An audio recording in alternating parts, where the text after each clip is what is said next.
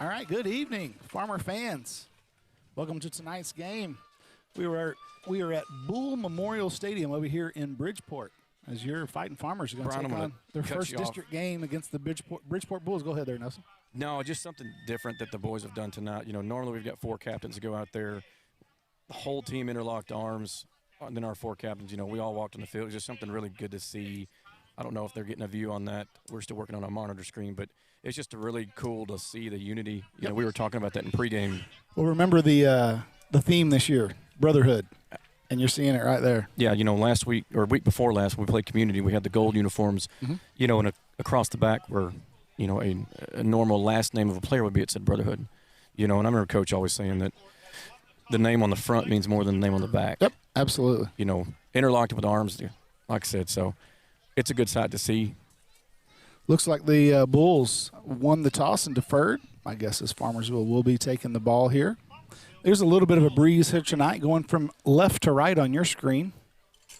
We'll see how much that actually affects the game. So Farmersville comes into the game tonight with a 5-0 record, taking on Bridgeport Bulls, who are 0-5. And looks like before we're going to bring you guys the national anthem, we'll be right back.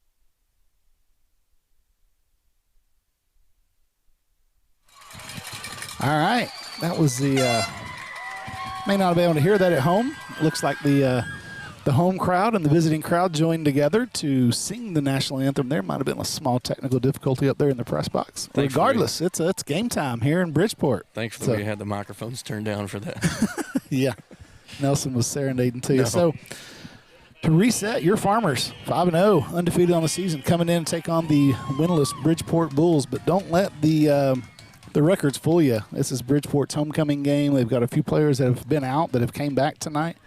They're going to be playing desperate, and those are the most dangerous teams that you can play. So you expect a good game out of the Farmers, but I think that Bridgeport is probably going to come out firing, and we'll see how it. Talking to some of the coaches, they said we'll know about one series in on both sides of the ball how it's going to turn out. You know, and like I said, with a team coming out, it's your homecoming. You're 0-5. It's the first district game. You know, we had a bye last week. You know they're going to come out firing. You know, they're kicking off to us. They're going to go ahead and give us the ball, deferring to the second. So, and that is the biggest kicker I've seen in a long time. Yeah, I thought it was a line. Was he 78? Number 76, Bibiano Martinez. I saw him kicking some extra points there in pregame, and I thought they're going to have to go get some more balls because he may just go ahead and kick the air out of some of those things. So Arden Cox, Draylon Craddock, Cuddy Fisher back deep there for your Farmers. As we are ready to bring y'all probably 3 of the best returners in our district. District opener for the Farmers is now underway. As they're going to go with the little onside kick here. Nice job there by that Farmersville front line, jumping up there on that ball. No hesitation. See who it was that came away with that. Looks like that might have been Paxton Graves that came away with that one. Sure was. Far side, John. Like I said, you just said they were going to come out, they were going to try something. They're desperate, right? Sure. I mean, you're 0-5, it's homecoming, you're trying to put on a show, you're trying to get any kind of momentum that you can. We're going to see some trick plays tonight. You already saw an onside kick here on the very first kickoff, so there will be a lot of that throughout this game, is my guess there on the side of that Bridgeport Bull sideline. So Brady Gray in here to start at quarterback like he has all year. Caden Johnson goes in motion. It's going to hand to Reyes up the middle. Reyes gets a nice block. He's outside of that tackle box, gets up to about the 40-yard line there. So gain of about 15 on first down. Reyes coming off of a 256-yard rushing game against Community.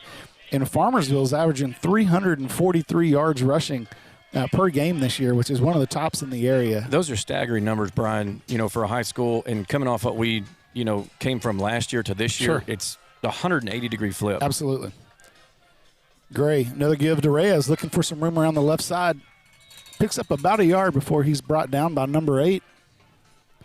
That's Vasquez for the Bulls on the tackle. Bring up second and call it 9.5 here for the Farmers.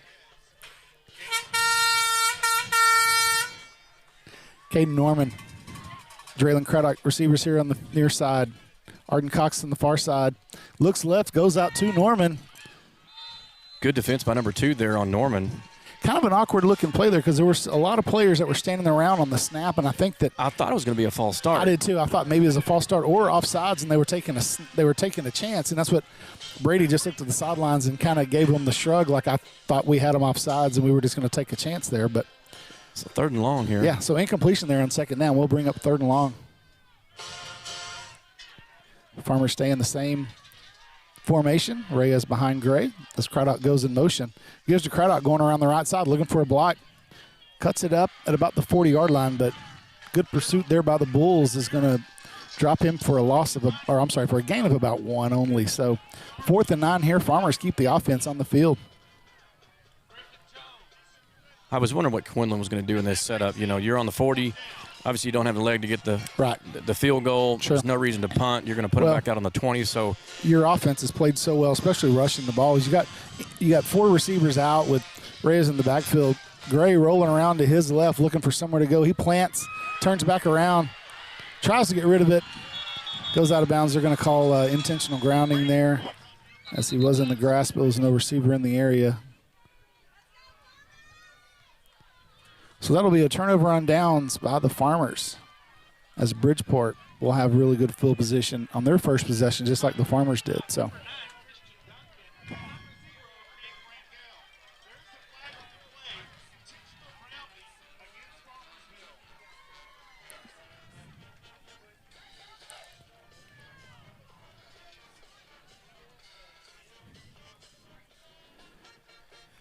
they are.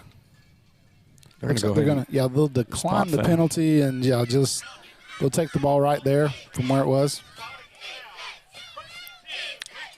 Well, where was our line of scrimmage? Our line of scrimmage is on the 40, wasn't it? Well, that's where he got fouled. So, that's where the spot foul. Yeah, intentional grounding over there. So they'll take it. Yeah, short field position starting for the first offensive possession for the Bulls.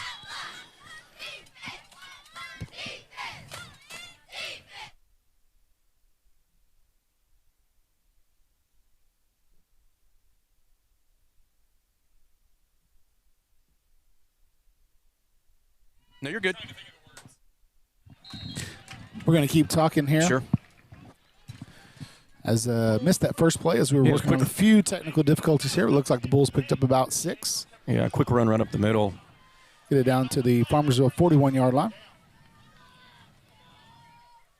Looks like they're taking a few seconds here in between plays. Could be strategic, could be just having problems finding a play that they like.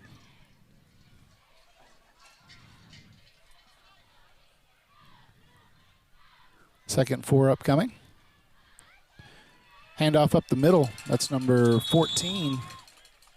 That wasn't a direct snap to him, was it? No, it wasn't. Okay. That was Latimer on the tackle. That was a handoff to number 14. That was Marlette. No, I'm sorry. Pritchard. Yep, Pritchard carried the ball quite a bit for them last year.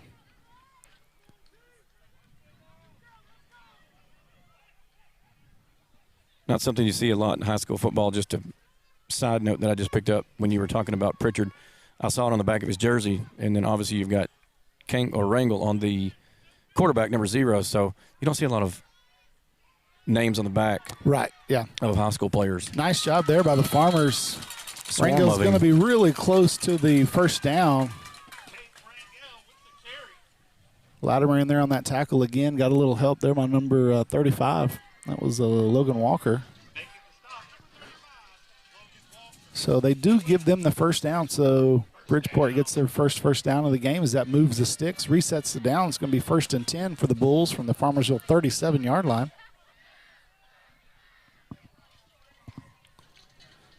Rangel hands to Pritchard again up the middle. He's got some room. Runs through a couple of tackles there. Farmers finally catch up to him and eventually bring him down, but that's inside of the 15-yard line. Big gain there by Pritchard on first down.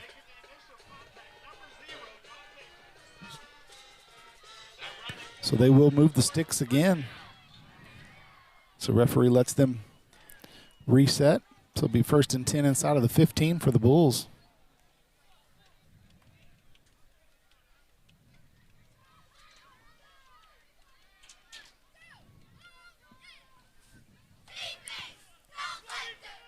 Not sure what their passing game looks like, Brad. I know we were trying to find some stats, but I haven't seen him throw one time. They've gone to Pritchard or Rangel. Yeah, and Pritchard's a big boy. I mean, he is. He runs. I thought he was quarterback.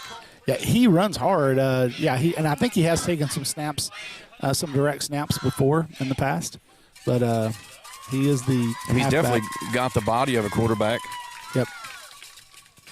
So brings up, looks like 2nd and about 3 for the Bulls. Looks like they can get a first down without scoring. But my guess is 1-to-1. You're going to see a whole lot more of Pritchard right here. Rangel runs out to the left, looking for the corner. Got some room, turns it up, and he is down inside of the 1-yard line. Big hit there by the Farmers, but not before Rangel able to pick up the first down. Should be a first. Should be a 1st and goal inside of the 1, so, it looks like. Yeah.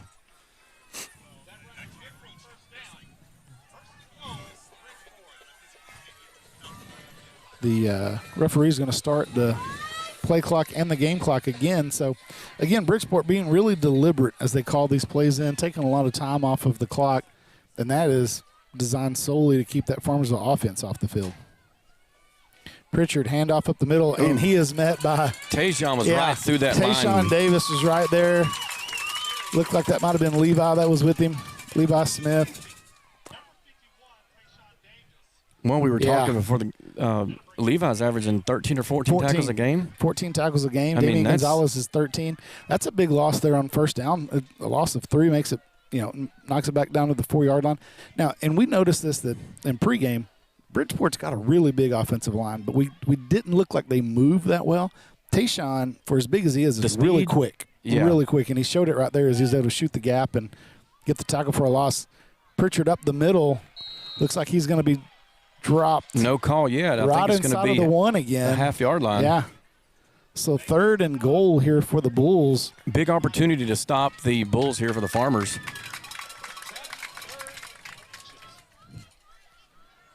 And again, talking about momentum, it's obviously in this first possession in favor of the Bulls, but if we stop them here and hold them to a field goal or a turnover, sure, that's a big momentum switch. Yeah, my guess is these guys being winless, this is a 4-down territory for them for sure.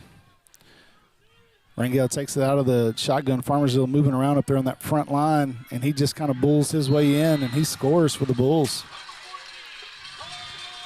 It's going to be easy to use that Bulls phrase tonight. Yeah. Yep.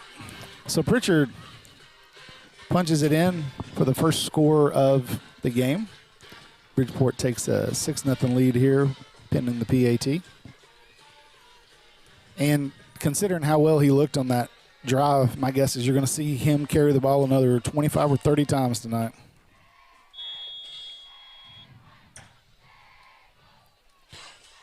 Biggest kicker in Texas. Oh, Farmersville gets the – oh, hang on, there's a flag. Got a flag.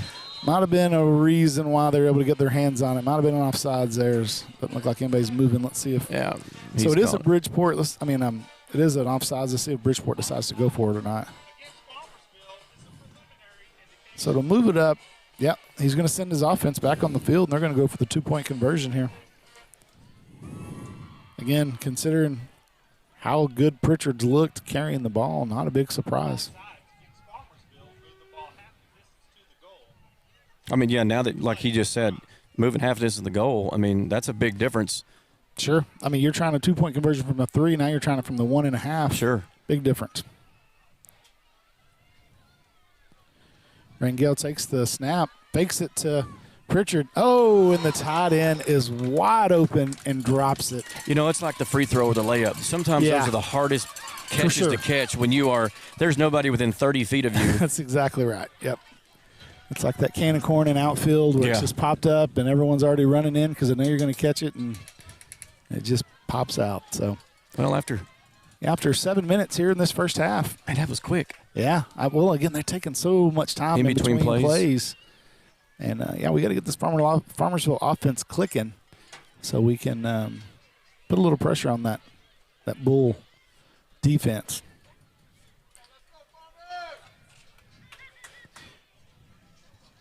Again, having a few technical difficulties, so hopefully you guys can hear us at home. Did you mention the fine arts setup tonight? Did not. That's a good. Thank you for the away. reminder. Yeah. So the Fine Arts on Main, downtown Farmersville, is having a watching party tonight. So if you're at home watching the game by yourself, or if you're at home with the family and looking for something fun to do and want to support the farmers, come on down. Weather's nice, little breeze. Hey, they're going to have some concessions there. Hibbett's Ice Cream is going to be there. You'll be in there with a lot more farmer fans and. You know, just something cool that the town and the school are getting together and doing. Another onside kick there. Oh, we didn't get that one goes off of the Farmers, but I think it's going to be an offsides here. We've got a flag. Yeah. The umpire on our sideline threw the flag almost immediately. It's going to be against them. I just saw him give notation to Coach Quinlan. Yeah. So they're going to have to back that up 5 yards and kick it again, but I just don't like the way this game's feeling right now. I would almost expect to see that again. I mean, but oh, for sure you will. I mean, and there's no element of surprise to it. It's just a matter of execution at this point. That ball didn't go like your normal onside kick. That one rolled, and then it bounced right off of that guy's chest. Yep, it rolled long ways. It didn't actually roll and pop up. So number 80, he's coming off the field. Looks like with our trainer, took a pretty good pop. Yeah, on that potential recovery. So he's holding his shoulder, and that's not good. He was the one that attempted to make the scoop there, but he was hit as soon as he did. Of course, he was hit as soon as he tried to do it because they were offside. So correct. So let's see if the Bulls decide to go for it again. He's definitely not lined up to get No, he's not. Too much of a running start. No. I'd like to be able to pick this one up, and does it again. Farmersville lays on it easily that time. Pearson. Yep. Smothered that one up. We'll start right about midfield. Hey, we'll take this field position as we're going to start on the on the Bull side of the 50 here for our second possession of this first quarter. So 5 minutes and 37 seconds to play here in the first, and Farmers down 6-0, looking to get something going here on offense. Yeah, and I think, Brian, once it gets to clicking, we play, take, for instance, the game against Community, the intensity, it's almost like the Red River rivalry. You play up for that game. Sure, absolutely. And I don't want them to play down because of what Max Prep says or what the over-under is, et cetera, et cetera. I mean, we're going to start right there with a false start. Yep.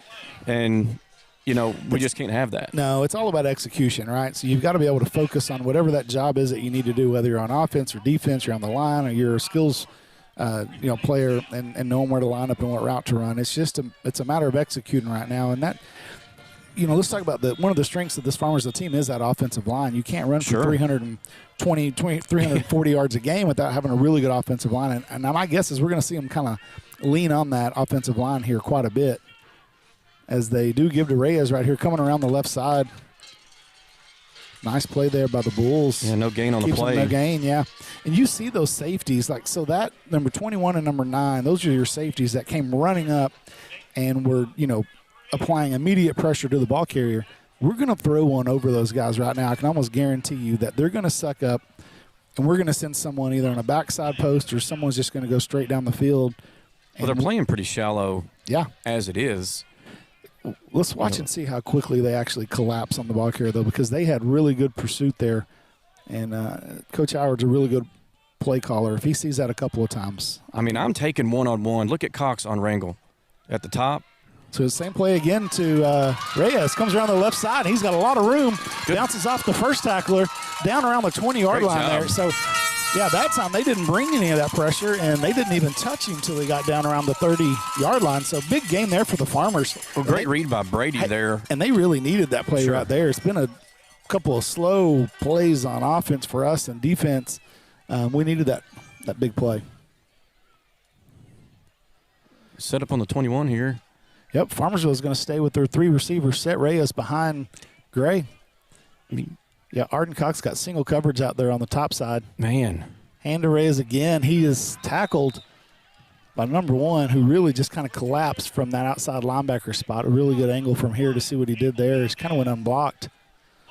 Loss of a yard there.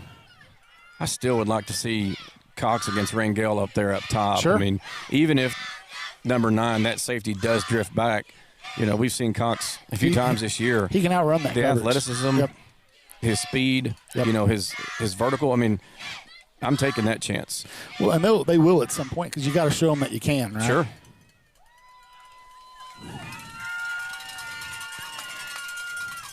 Reyes. Yep, Brady looks to the left. Goes to Caden Norman, catches it on the 1-yard line. Oh, I think it's going to. Oh, they're going to say he's down at the 1-foot line. No, literally the 1-foot line. But that's not going to stop Mikey Bells from shooting off that horn. Hey, we tested that at 380 by the Quick Trip, and it worked. So just making sure that it worked. Hurry up, Farmersville gets on the ball. Hands to Reyes up the middle. There is a flag on the play. No signal yet. See what the flag is. If it's for offsides or false start. Well, they didn't blow it dead. Assuming it's because they had a defender come across the line, go back. Okay. And I mean, it was a hurry-up offense, anyways. Yeah, it looks like. I think Coach Quinlan's talking about it's a chop block or something like that. He keeps, signaling below his knees. Right. So Farmers is going to bring in their diesel package as they bring in Levi Smith and Latimer. I hate to say this, but this is the Philadelphia Eagles quarterback sneak where we're just going to use our big guys against your big guys and see if we can get a push. We're going to push. And we are going to get the touchdown. As Brady got it. Brady does a great job of fighting through all of that traffic and extends the ball over the goal line. As Farmersville ties it up here with 3 minutes and 16 seconds to go. And that's exactly what you and I were just talking about, Nelson, about leaning on the offensive line. You get some big runs, and then you get down there and you really literally lean on them from that 1-foot line and get it in. I mean, when you look at our offensive line, like you said, we're not the biggest, but the speed and the strength behind, our Bulls. Sure. Against their Bulls. Yeah. Well, and, those guys played a lot last year as underclassmen. You had some guys out there as sophomores. Now they're juniors and seniors. And Coach Quinlan will tell you, hey, they know where they need to be. They know where the guy next to them is going to be. They know their assignment, and if each one of them do their assignment, all 5 of them together, there's, as we've shown, there's not a lot of teams that can push up against us. Jackson Madrid drills the extra point for the Farmers. They take a 1-point lead here, 7-6. Yeah, to your point, in that last game against Community, talking to some of the coaches, they said that there were times where Community would point exactly where Farmersville was going to run the ball and go, they're going to run it right here, and we got 10 yards. So just because you know where the play's going and you think you do, execute. Yeah, it's exactly right. And when those guys are hitting you and they're ear-holing you and you don't see them coming and they create a big hole there and Reyes goes through it or Craddock goes through it or Brady goes through it, then nothing they can do about that. Sure. With the speed and agility of the, Craddock and Reyes, I mean. So I do want to say hi to the all those folks there at Fine Arts on Main. Appreciate you guys joining us there. Looks like we are joined by Elijah Huggins' parents as well. Appreciate all of y'all for coming out and supporting the Farmers and Fine Arts on Main.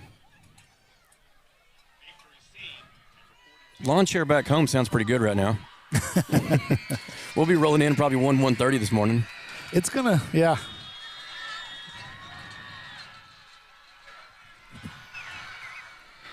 I say thanks to Kyle Cathy for a little confusion on the game tonight. So Farmers, We're going to go back do for their an own onside. little onside kick. Oh, goodness. Cuddy Fisher almost scooped that up one-handed before it went out of bounds. And it's so Wow. hard. You're going to try to tell a 17-year-old young man to fall on the ball when he's running full speed and he's got his hands out. I mean, it's just natural ability. It was really close. It man. was. Yeah. He needed to catch that in one tackle. I mean, and Oh, man. he was on it so quick. But well, the Bulls, again, going to have good field position as it looks like it might be a battle of onside have we kicks seen tonight. one No. Not kickoff? Yet. Not yet. Okay. We've seen 4 onside kicks. Let's see this Farmersville defense kind of stiffen up a little bit right here and put these Bulls into a passing situation. That is not exactly their strong suit. They do throw the ball about 40% of the time, but as it was explained to me, they throw the ball 40% of the time because they're down in a lot of games, and so they're playing a lot of catch-up. Not necessarily what they want to do. So if we can put them in that situation where they have to do it, that would be great. So the referees are going to talk about whether they want to take a 5-yard penalty from there or have them re-kick. Let's see what they're going to do. So it looks like they're probably going to mark that off. I'm taking the field position. Yeah, for sure. I don't know why it was such a long conversation. Yeah. You wouldn't want to give us a chance to do it again. Well, that or kick it deep and put it inside the 10. Right. So the Bulls will be taking over from their own 49. Again, really good field position for both offenses tonight.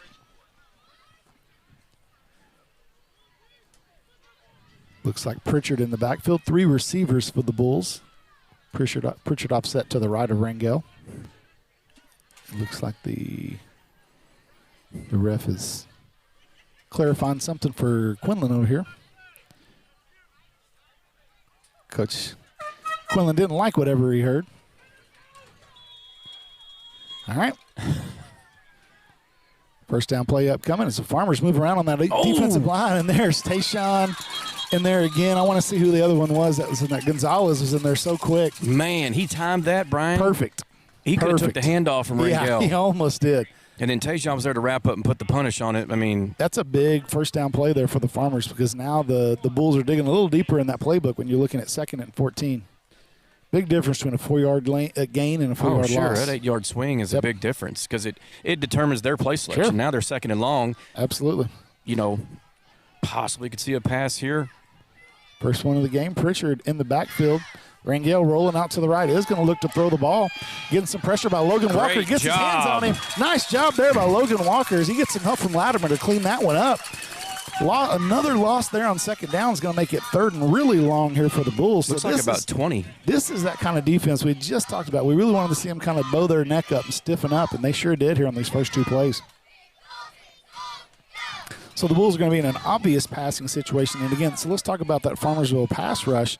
Tate Quinlan and Tayshawn both averaging 2 sacks a game. Yeah. That's big. Yeah, absolutely it is. You got 2 guys you can't just going to be a little offsides there as Farmersville looking to time that one. Yeah, they were trying to time that one right. So 5-yard penalty here is not the worst. Not going to hurt them. They're still 3rd and long. Right. They're going to be 3rd and 15. Levi Smith's a little antsy there, but trying to get them to jump. I mean, it could go in our favor. Sure. If they flinch. Now, the one thing, if you watch the play finish out there, though, Rangel he showed a pretty good arm right there as he flung that one out there to number 10. That was Hunter. Didn't count, but he did show that he can get the ball out there. So this defensive backfield for the Farmers definitely going to have to keep an eye on somebody and try to make sure anyone gets behind them. Got twins down here on the bottom. Bulls look to the sideline there. He's just going to confirm the play with his offensive line. Pritchard's going to move over to his left side. Rangel takes a 5-step drop, tries to throw a screen out to Pritchard. Ooh. That's very good defense there by the Farmers. Who is that who stayed at home? Was that Cuddy Fisher? Yeah, Cuddy did a great job of fighting through that first line of defense and hits Pritchard, goes right through 2 blockers. Walker blew through there, put the pressure on Rangel, forced the throw short, and then Cuddy stayed home, let that receiver go past him, and now we're looking at 4th and long still. And you'll see Looks like Pritchard here to punt. Rafe McCormick back here for the Farmers, standing about his own 15-yard line. Pritchard takes a snap, gets the punt away. Punt. Pretty good punt. Gets a foot into it, but Rafe gets his ball. Oh, ball's on the ground. Get on the ball. Looks like Cuddy Fisher able to fall on top of it, but we've got a flag on the Bulls side. There's a flag there too, and let them sort all this out.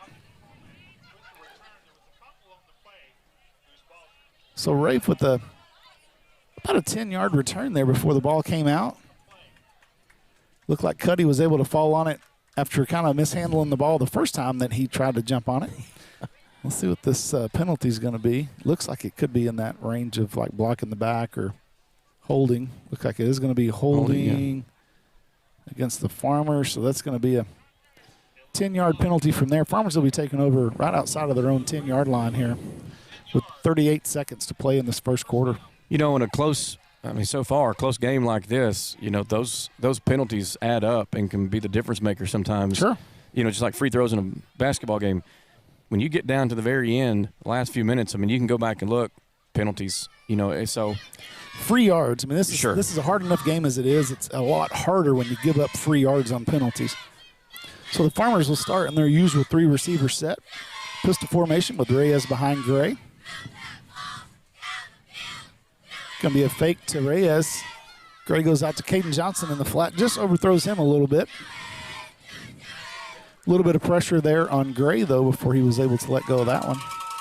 Bring up 2nd and 10 for the Farmers.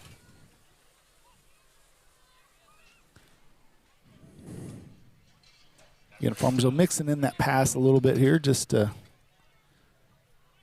kind of keep that defensive coordinator of the Bulls guessing, because we are obviously a really good running team, but Brady's shown that he can throw the ball really well as well. 2 receivers to both sides here for the Farmers. Both of them in a stacked formation.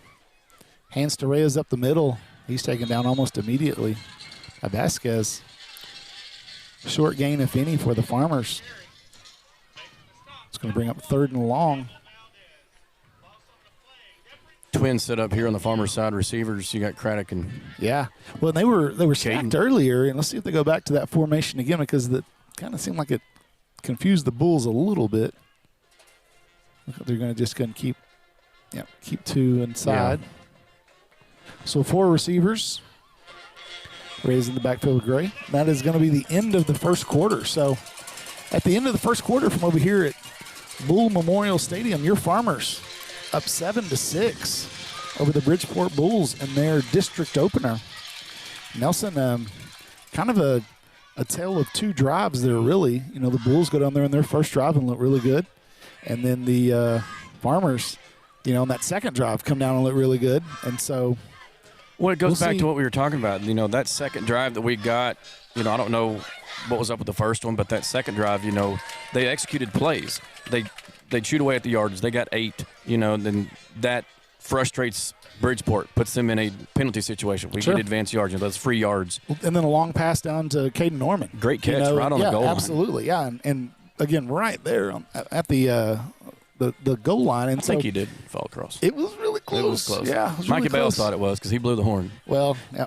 It's the first time Mikey's ever been wrong. Yeah.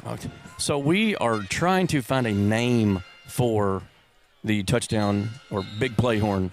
Okay. You know, Big Bertha's taken by other teams, you know. Right. So if any of you guys have some names, we want something catchy. We want to get it, you know, repainted and get it updated. You know, there's some chips and some dings and some bangs on there. So we were driving over today, and you got 2 grown men in a Suburban with a utility trailer back there with this huge air horn, and we got some looks coming down 380. I bet you did. So the Farmers looking at a 3rd and 11 from their own 10-yard line. Big play right here. Yeah, 3 receivers as Craddock goes in motion. Throws out to Arden Cox, gets a block there by Caden Johnson, looking for a little bit of room. Oh, looks like the ball came out, and the Bulls picked it up, and they are going to take it into the end zone. Oh, man. I thought he was chucking for the first. He was jumping around the tacklers there, and he's off the ground, and I didn't see how the fumble happened, but it had to be a strip or a poke. It looked really clear, as there's really no kind of arguing from the Farmersville coaching staff that he was down. So, unfortunately for the Farmers, the extra effort there results in a fumble that the Bulls take in. Martinez will attempt the extra point here. Well, that'll take the wind out of your sails. Man, it will. Martinez with the extra point. And it's good. So after the fumble recovery for a touchdown by the Bulls, they out to a 13-7 lead here.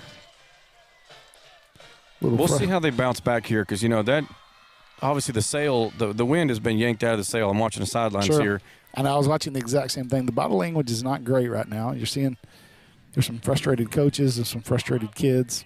Remember to mark your calendars for October 20th, 21st, and 22nd. That weekend, Bridgeport turns 100 Yeah, it's time to – well, a couple of things. Number one, you've got to let it go, right? Sure, it's hard to do. But I think the other thing you need to do is put the ball back in Cox's hand pretty soon, just to give him some confidence and let him know. Oh, go right back to him. That's exactly right. Just make sure he knows that, that's just, hey, one bad play. It's a great defensive play by that guy. Hey, Sure. Give him credit where credit's due. Tip your hat, and let's go. All right, so let's see if the Bulls go for another onside kick here. It's Martinez tees this one up. He is aiming it down the middle of the field, but that really hasn't meant anything yet. Maybe with a 6-point lead, they decide to play this a little more straight up.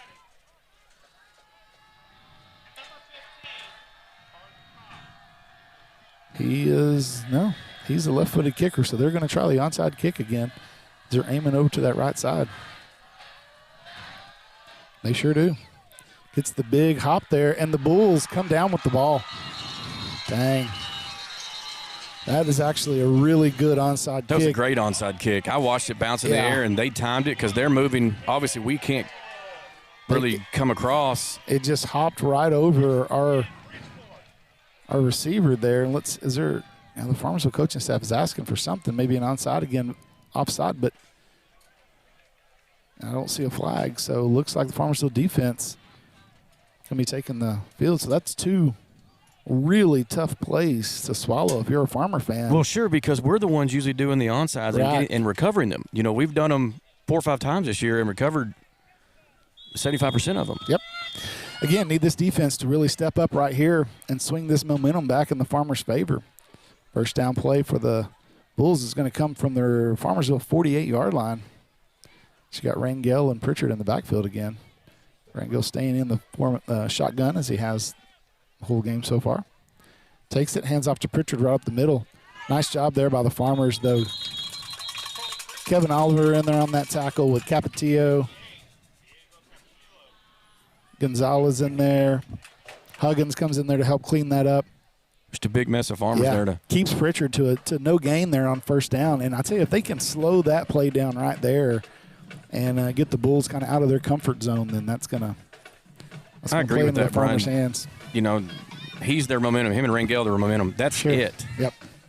So far in these few possessions that we've seen, here it is again, hand off to Pritchard. Pritchard again goes over the right side, and he literally just ducks his head and runs as hard as he can. But, hey, picks up 10 yards. Pretty hard to argue with the results. So that will be a first down there for the Bulls on the 11-yard run by Pritchard. We're getting some names in for the air horn. We've got the first name, Big Hoss. Big. I thought that's not bad. No, not at all. Big Kahunas, too Hawaiian. Yeah. We're a little too Pacific. Yeah. Bulls with 2 receivers to the far side, 1 to the near side. Pritchard in the backfield again. Hands to Pritchard. Goes over that right guard. Picks up about 3. Brought down by Latimer. Latimer's had a nice game tonight on that defensive side. I think he's averaging about 12 tackles a game. He's been all over the field all year long. So call it a gain of 4. Make it 2nd and 6. get close to 10 minutes to play here in this second quarter. Again, the Bulls being really deliberate on calling the plays in, doing really their best to try to control this clock, keep that Farmers offense off the field. So far, they're succeeding. Yeah. Rangel takes it, straight quarterback keeper to the right side, gets around the right end. There is a flag there. He gets close to the line to gain, but I bet there was a reason why he had so much room to run. Looks like it might be a hold there in the backfield. That's what I'm hoping.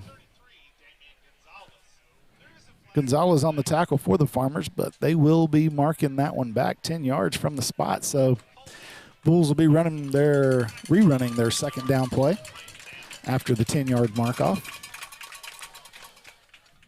Which, again, it puts us into an advantage.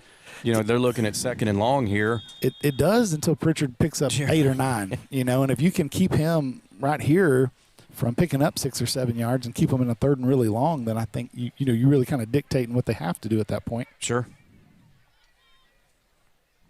Rangel squats down, takes the snap, looks out to the right side, overthrows his receiver. That goes out of bounds.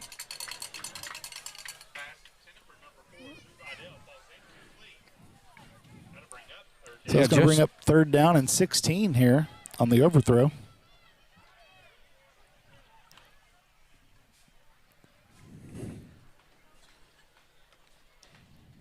Clock stopped with 9:41 to play here in the second quarter. Pritchard again in the backfield. Farmersville showing some pressure. They bring it. Deep pass. Reno goes out deep to the right. Broken up there by Huggins. Oh, and they throw a flag. That's a bad flag. He was playing the ball. He was, and he went up to get the ball. They were both playing the ball, and it can't. I mean, that's a bad flag in my opinion. It's the kind of flag you get whenever you're at home. Sure. And it's your homecoming? Yeah. Don't like that call at all.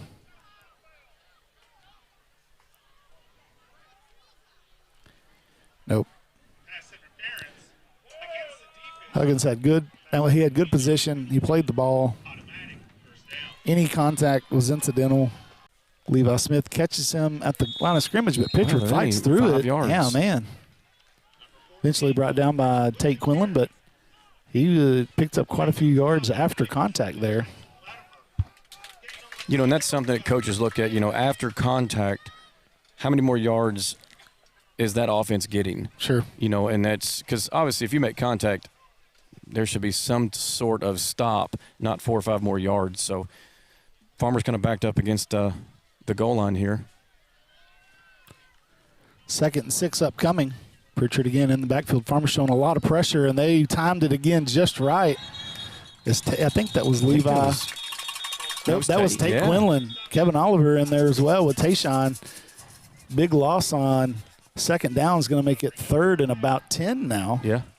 So you go from 2nd and 6 to 3rd and 9 is what they're going to spot it on the board.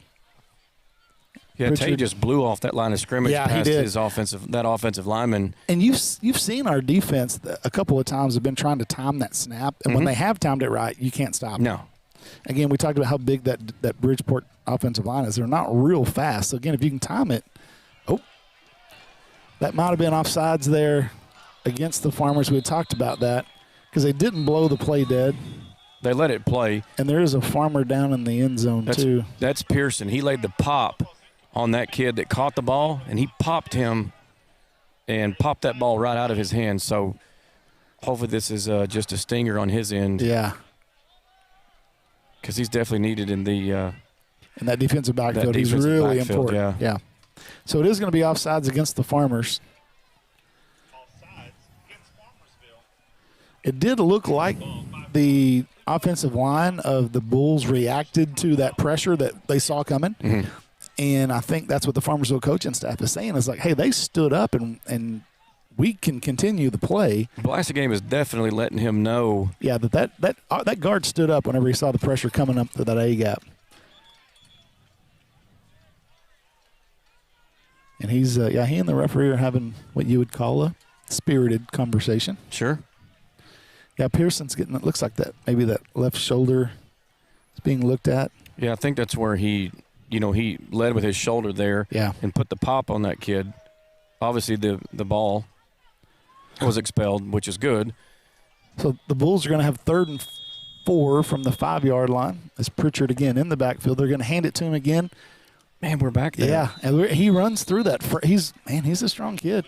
Runs through that first tackler, but he is brought down at the 5, so gain of about 1. So it's going to be 4th and 4 here. Let's see if the Bulls, I'm assuming they're going to go for it, but Sure. if you kick a field goal, you're up by 2 scores, and they've got the biggest field goal kicker in Texas. So, all right, so the Bulls are going to go for it here on 4th and 4. Farmersville shifting that defensive line. I think actually what they're trying to do is that's all they're trying to do now. We've got to be smart. 15 seconds on the play clock here. Pritchard's going to move over to the left side of Rangel. Oh, and there's your false start there. Yeah, that guard couldn't hold his water any longer. Well, that's the kicker. Is it him? That's him, number 76. You know what? He's just wanting to kick. That's all he's wanting to do. He is wanting to kick this ball. Let's see what they decide to do now on I think it's 4th and 10. Yeah, they're going to send in the field goal team here. And remember, Farmersville blocked the first extra point of the game. Yeah. And so you do that right here. Unlike an extra point, you can take that thing back. So let's see. Yes, that would be a touchdown.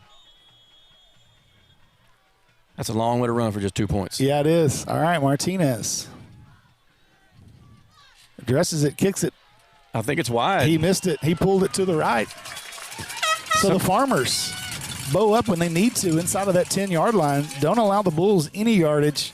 Push them back a little bit, and the field goal goes wide as Coach Blassenkamp takes a big, deep breath there. Still gets to keep his job for another week. Yeah.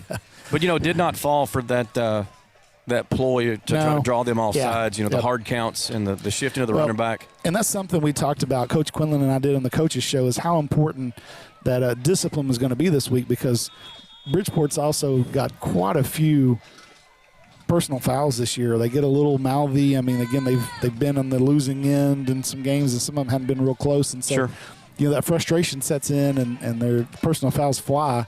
And the Farmers doing a good job of maintaining some discipline. So we just talked about going back to Cox, right, and showing him that you've got that confidence in him. They do that. And the ball's out again. And the ball comes out again. Man, he is fighting for that extra yardage and fighting, and it just seems like that ball's just held a little loose. Maybe it's really hard to tell from our angle, but they did exactly what we thought. You got to show him you got that confidence, and unfortunately for that young man, it just didn't work out. Still got a feeling he's going to make a big play by the end of this game, though. Too talented, too much speed. He's going to make a big play for us at some point. So the Bulls will be taking over from the Farmersville 30-yard line.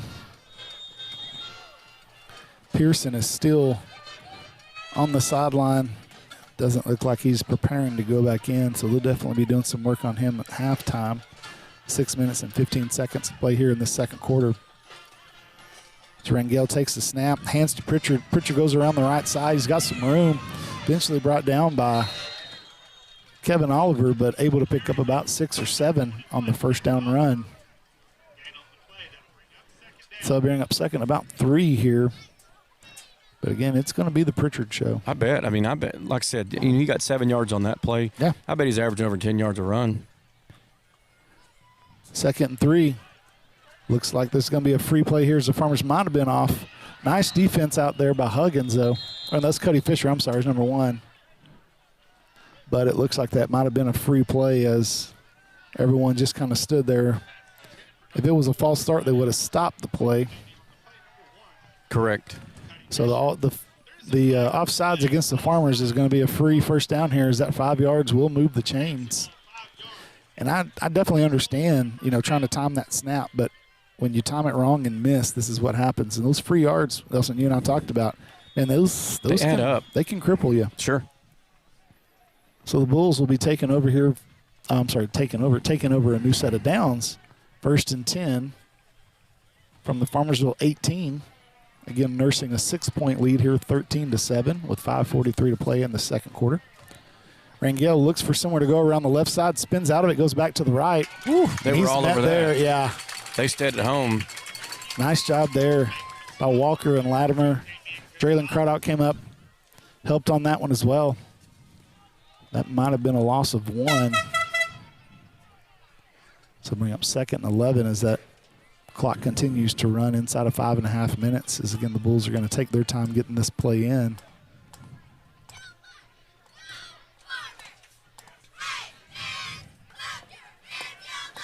Really does kind of take the rhythm out of the game when you stand over there and wait, and then you're going to call in your play where you're going to hand it to Pritchard. Sure. Hands to Pritchard up the middle. There's that Farmersville defense in the backfield. Yeah. That was Mark Vasquez, the first one on the scene for the Farmers. He wrapped up and didn't let go, and that's what we've got to have. We've been making great penetration into the backfield. Yep. We've been hitting them at the line of scrimmage. Just not bringing them down. Not bringing him down. You know, that's what we're talking about, the yards after Vasquez, contact. He wasn't going to let go that time. He got a little help from Latimer to bring him down, so that's going to make it 3rd and 12 here. Now, again, you saw them just kick it 4th and 10, but you got to think they're in 4-down territory if they gain any yardage at all here on 3rd down, especially after missing that field goal. 3 receivers for the Bulls. Rangel looks to the right, goes into the end zone. Good coverage out there. Cuddy Fisher comes away with the ball, and he's looking for some running room as he looks to the right side over here. Gets around the one defender. He's got a little got a lane here. He's still going.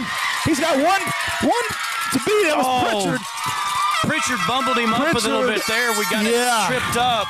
Well, and I tell you what I really like about that is all of those defenders that had turned into blockers, no one blocked in the back. And when you get that much misdirection going from one side of the field to the other, it's easy to peel back and hit somebody when you're not supposed to.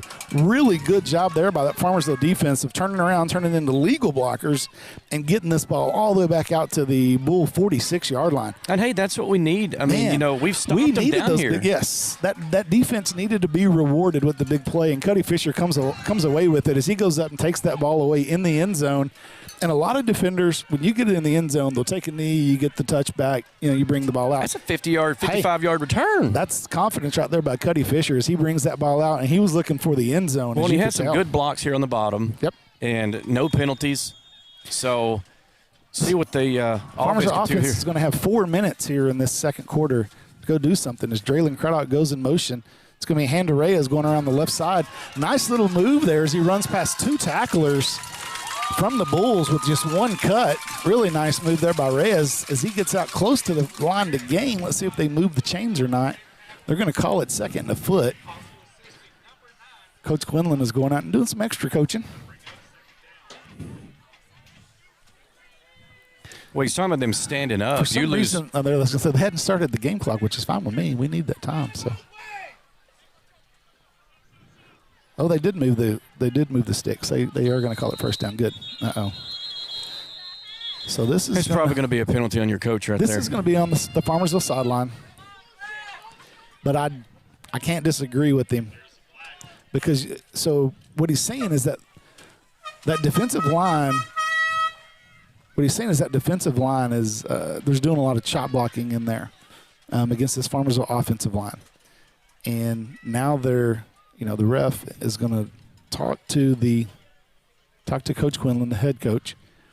The line judge here is the one that threw the flag. Yeah. So he heard someone say something. He thought it was Quinlan, and Quinlan said, I didn't say anything. So now they're going to talk here. This could be a sideline warning by the end of it. But the referee is pushing away his line judge there. And so let's see what. Something about the offensive. I don't know if the defense is. So they're cut blocking is what they're doing as our offense, and you can't do that. You can't go below the knees for safety reasons. And coaches, he's said this a couple of different times that they're doing this. And I think what he's done now is he's definitely pointed it out to the point where you have to be watching for it now if you're one of those referees because you can't say you didn't know. And I think what they're going to call this is, so it's a sideline warning. It's only a warning. Yeah, he reiterated that's just a warning. Yeah, there's no penalty yardage. Yeah, it's going to be a warning. You generally get that if and sometimes the sideline warning is because maybe you have someone that's on the field to play when they're not supposed to be. He was. Yeah. or maybe they hear something that they don't like and they want to talk about it, which could have been the case as well. Regardless, no harm, no foul for the Farmers as they're going to get to run their 1st down play here with 3.5 minutes to play. Gray takes it, rolls out to his left. He's looking. Goes deep for Norman. Oh, that's all over. There should be a flag on that. There should be a flag on that. as Norman was spun around by the defender over there. He reached for his flag, and then he went the incomplete pass. Yeah, that was a missed call there. And if you're going to call that one on us, you got to call that one on them. And again, you know, it's West Texas high school football. You're going to get some of those calls at home. So it's going to be a 2nd and 10 here for the Farmers as the clock stops with 3 minutes and 14 seconds. Farmers are still with 3 timeouts. Craddock's going to go in motion. Hands to Reyes right up the middle. He's met right at the line of scrimmage and wrapped up. Good tackle there by the Bulls. Limit Reyes to a gain of about 1. So it'll be 3rd and 9.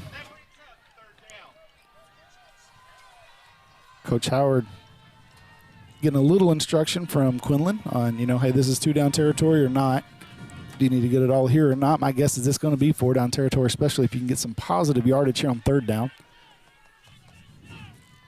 The Farmers letting the clock run down a little bit themselves. This ball will be snapped within 10 seconds of the play clock. Gray looks to the left. Oh, off the hands of Draylen. Thrown just a little behind him there. A little behind him, but yeah, when he hits those hands, got to bring that one in. So that's going to be 4th and 9 here. And yeah, he didn't have the first down, but he had 4 or 5 yards. It makes it easier for a play selection. Well, on if he 4th. makes one guy miss, he could get that first down. So like the play call, just couldn't bring that one in. So Farmers are going for it here on 4th and 9 with 2.5 minutes to play in this first half. Need a big play here out of somebody. As the Bulls start to show a little pressure. Coach Quinlan calls the timeout before the ball was snapped, though. So the Farmers are going to reconvene over here on the sideline and talk about it. Give Coach Howard a little time to think about what his best play is here at 4th and 9 after what he's seen out of this Bull defense so far. And again, you know, we've gashed them a couple times on the run, but they've also held us a couple times on that zone read that we do. We haven't had a good game throwing the ball only because of the fumbles. We've completed some passes. We just haven't been able to finish the play. Had one that went off the hands. So we'll see what they decide to do. But still sitting 4th and 9. I wouldn't be surprised to see them, you know, leave the ball in Brady's hands as far as being able to find the receiver that he likes the best or pull it down and run, because he's definitely shown the ability to do that this year.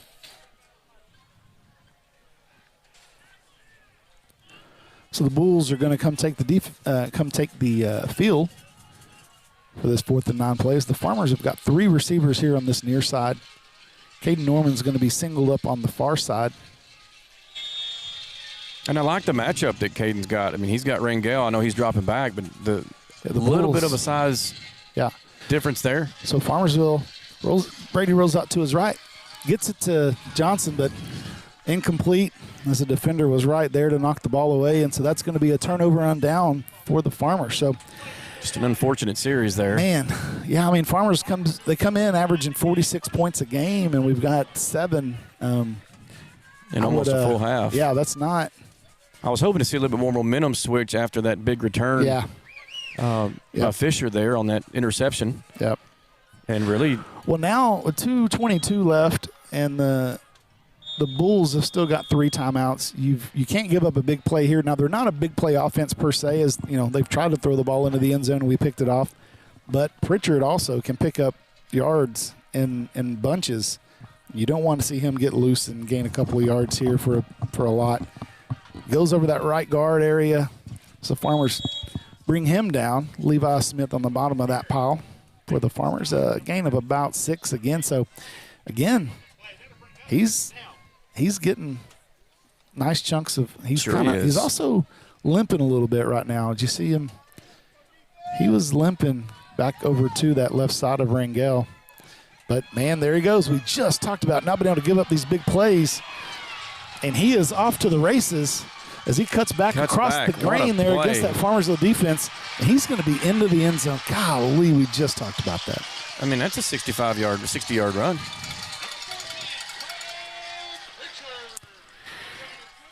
We said before the game, this felt like a trap game to me because, you know, the Bulls are winless coming in, And you can't. And you'd mentioned how, certain publications had Farmersville picked to win by a bunch of points. And I mentioned to you when you told me that, I was like, man, I wish the boys wouldn't have heard that. The boys didn't know that, yeah. I wish they wouldn't have heard that because you come out here with a different mindset. Yeah, for sure you do. It's almost like you played down to, the team that you're playing. Yep. They thought it was a cakewalk. They've got to fight back now. They're down 2 scores. Bulls are going to take a timeout there.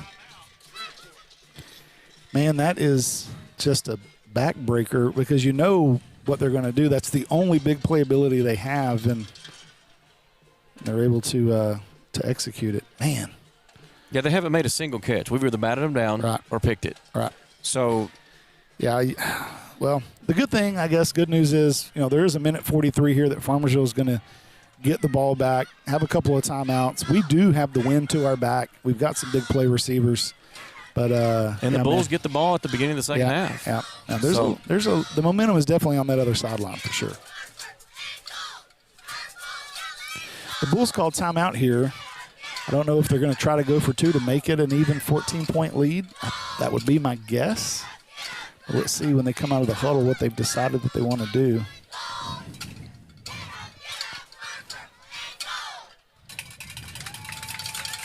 Yeah, so it looks like they are going to go for 2 here. That is not Pritchard in the backfield. That looks like his third-grade brother compared to him. That's a little guy, Pritchard. Marlette, number 13. Fakes to Marlette. Rangel throws it out to the right side, and that was dropped. So does keep it a 12-point game here, 19-7. Interesting that Pritchard's not in there. I told you that I thought he was limping before the play that he makes the real long touchdown run on, but the fact that he's not in there is kind of interesting, unless he was just tired. He's sitting down right there on the bench.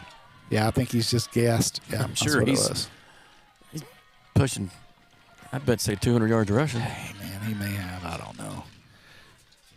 So, but that pass, going back to what I was saying right before the timeout, they're not a passing team. Yep. You take away Pritchard, make them one-dimensional. Yep. But taking him away is a whole lot harder said than done because he's. How many times have we made contact with him at the line of scrimmage, and then he picks up 5 or 6? And I'm sure Quinlan's going to address that at halftime. Sure. And I know he is going to address that. Well, losing Dante Pearson is one of your better defenders. Him not being in the game is definitely hurt. I mean, that right there shows it. I mean, Dante is also one of the faster players in the field. Mm-hmm. And, not going to say he definitely would have ran Pritchard down, but I would have bet that he could have. And now let's see if they actually have a kickoff deep here because we still haven't seen it. No. So, yeah, he's going to kick it deep because he's lining up on the side of the ball that a left-footed kicker would line up on if they were going to try to kick it deep. And he just kind of squibs it down. Paxton Graves takes it. Paxton's looking for a little room over here as he's got behind his blockers. Gets it up to about the 40-yard line there for the Farmers. So good field position with a minute and 36 to play in this first half. 2 timeouts. We do have a good kicker in Jackson Madrid, so you don't have to necessarily score a touchdown to put points on the board. But we do need some positive plays here, Nelson.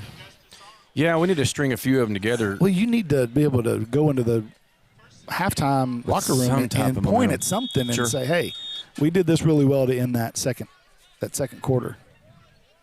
Now we've got the monitor up. I've had this black TV screen in front of my face for the last 2 quarters. Reyes in the backfield behind Gray. Johnson goes in motion, fakes to Johnson. Gray eludes the first defender, looking for somewhere to go, nowhere to go. He's going to bull his way up to the 40-yard line. So a lot of pressure there by the Bulls. As Gray picks up a yard.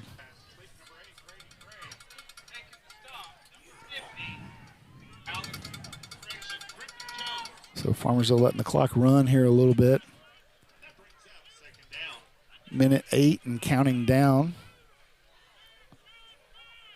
Craddock goes in motion. Gray's going to roll out to the right side, looking for somewhere to go. Gets it to Craddock. No gain on the play. Be 3rd and long there, but Florin, yeah. Was he open? Wide open. Really? And I know that, obviously as you're rolling out, you've got to kind of, you're focusing on getting this ball out, and not looking at the release. But obviously I'm looking at the whole Sure. field. So the Bulls are going to call timeout here as the Farmers with 35 seconds left. Yeah, not the 1 minute drill that we expected to see, but 35 seconds here really you'd love to pick up a first down or more, but you just don't want to turn this ball back over to the Bulls. They do only have one timeout after this, though.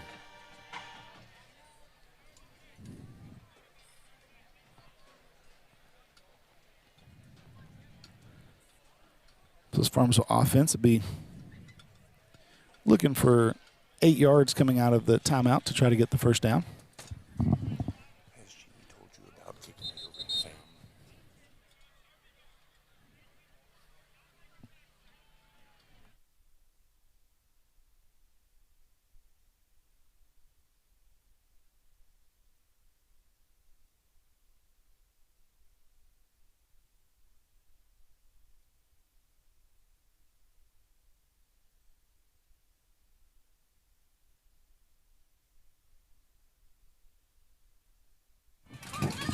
All right, 3rd and 8 upcoming here. Oh, that's going to be offsides. That should have been offsides, and they didn't throw it. Through everybody's hands. Yep. Norman had it. Oh, he did. And I think he had some room to run, too. Man, yeah, he's definitely had some momentum and goes through his hands, but fortunately it went through the hands of the Bull defender behind him and hits the ground. But, yeah, that would have been a really nice gain there on 3rd and long.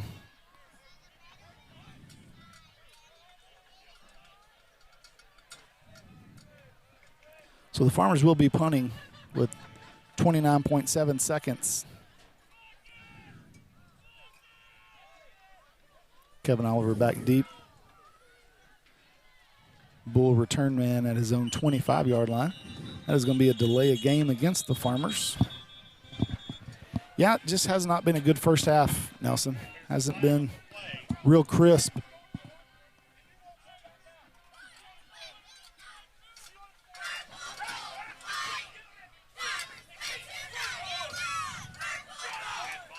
So, going to be a 5-yard penalty there against the Farmers. So it'll be 4th and 13 here. Oliver again stays back to punt.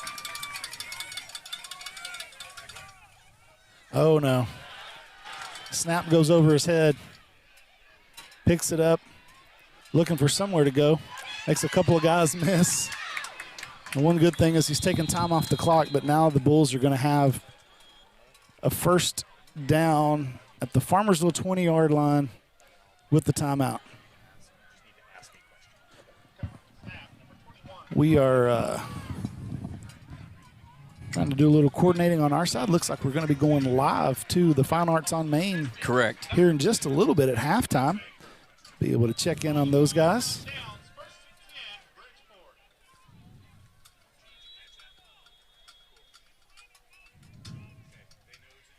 So 16 seconds to play here as the Bulls again have one timeout. Nelson, I agree with you earlier. They haven't thrown the ball real well. You got to think that, well, you know what? I don't see Pritchard in there again. No, he's still sitting down over there. Yeah, I mean, I don't know. So Rangel rolls out to his right as they try to set up a little screen here. Nice defense here by the Farmers as they're able to pull him down. So that'll be the last play unless the Bulls are going to try to take a timeout, which I can't imagine. And because they might want to try, they might want to try the field goal with. Nope. No, that's it. So at the end of the first half here at Memorial Bull Stadium, your Farmers down 19-7. We're going to go to the Fine Arts on Main here in just a second.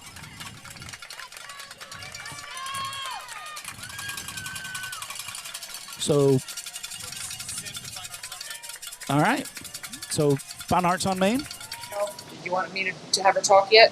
Hey, this Yeah, is go. hi. This is Gwen May with Fine Arts on Main. So happy to have a watch party. Everybody say hey!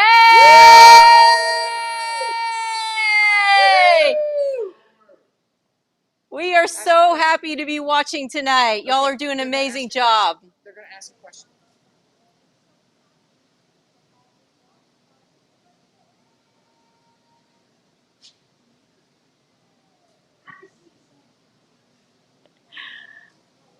everybody having a good time? How was the stream? Everyone is having a great time. Are we having a good time? Yes. The live stream is amazing. Everything looks good. The cameras are great. Y'all are doing an amazing job. Tell people to come out here. Please come out to Fine Arts on Main. We have food. Come watch the second half. We are having a great time. Like Please to have, come out and see us. Everybody go out to, I think the next time we're going to do this, they may do it a couple times a year. But invite you guys out to the Fine Arts on Main. Take a look at it. Well, check out fineartsonmain.com. That's where all their events are. I know they've had some music there in the past. They've had some dances. They're doing the. Are they the ones that do the movie on the side? Yeah, of it? They've done the movies Sandlot during baseball season. It's awesome. Yeah. So we really appreciate their support for the farmers and what they do for the community there in Farmersville. So go check out that fineartsonmain.com. Go downtown and say hi to Miss Gwen and the crew, and come check out some of the cool stuff that they do. So we're going to take a quick time out here at halftime. This is Bridgeport's homecoming. Don't know. I think that Farmersville band is down there. They are going to be performing, so you will get a chance to see the pride of Farmersville here in just a little bit. And then Nelson and I will bring you guys the second half here in just a second.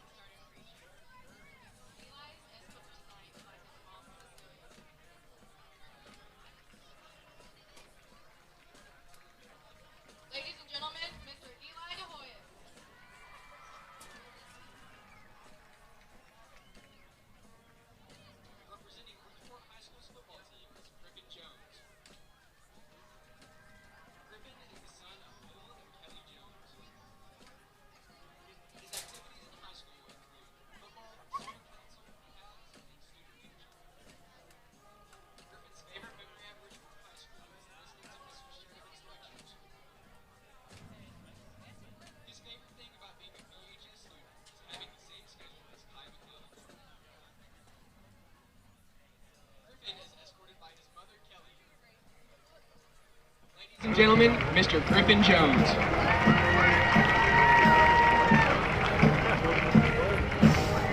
Representing Bridgeport High School's National Honor Society, Nick Lara. Nick is the son of Stephen and Yadi Lara. His activities in high school include baseball, fishing, golf, and NHS. To Nick, the best part about being a student at BHS is always having fun no matter what. His favorite high school memory is beating Benbrook in the playoffs. He is escorted by his mother, Yadi.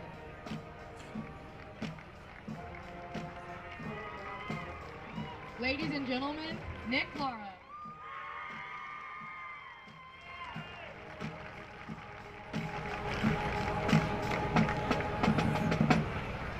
Representing Bridgeport High School's Student Council, Kai McClellan.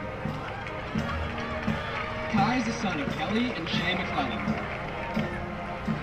While at BHS, he has been involved in football, student council, PALS, and student leadership.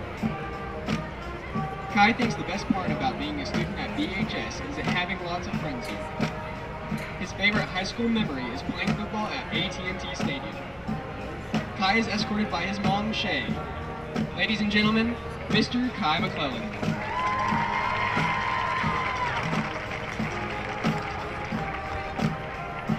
And now, introducing the 2023 Homecoming Queen finalists. Representing Bridgeport High School's Stars Dance Team, Alexia Cervantes.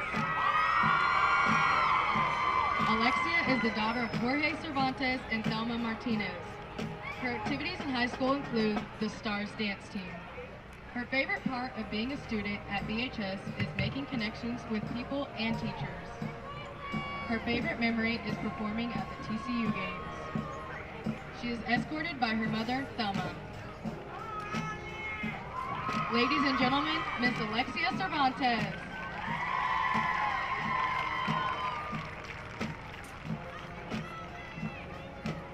Representing Bridgeport High School Student Council, Mia Cruz. Mia is the daughter of Paulo and Lisa Verdugo, and Vicente and Blanca Cruz. Her activities in high school include student council, NHS, student athletic training, student leadership, and track and field. Mia's favorite part of being a student at BHS is being a role model and setting a good example for future students. Her favorite memory from high school is winning Best Dance Move with Kai at prom. She is escorted by her fathers, Vicente and Valo. Ladies and gentlemen, Miss Mia Cruz.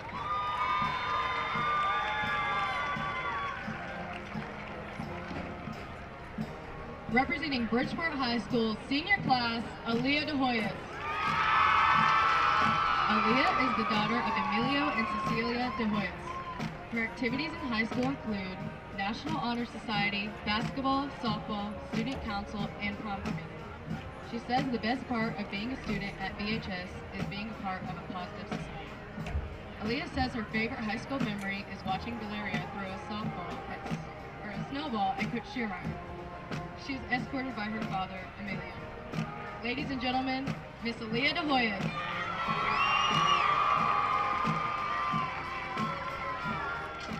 Representing Bridgeport High School's cheer team, Itzel Montoya. Itzel is the daughter of Jose and Catalina Montoya. Her activities in high school include varsity cheer. Itzel says the best part of being a student at BHS is knowing I had some of the best teachers all 4 years. She says her favorite high school memory is annoying Mr. Burnett every day purposely to get candy. She is escorted by her father, Jose. Ladies and gentlemen, Miss Itzel Montoya.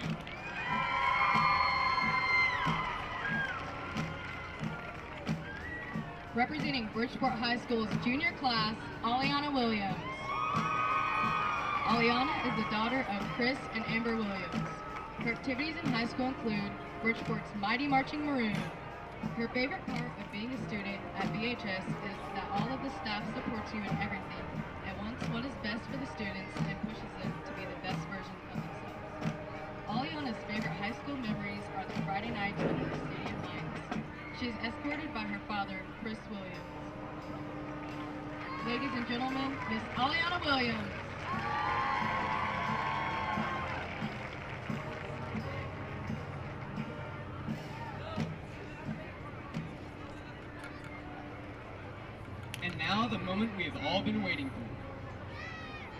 The 2023 Bridgeport High School homecoming king is Eli DeHoyes.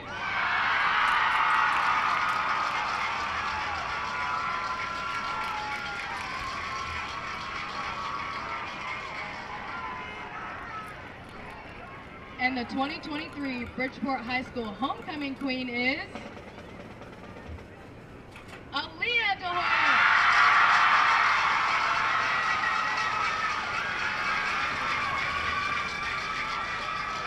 Presenting the crown tonight are the 2022 homecoming king Gia Lopez and Queen Madison Williams.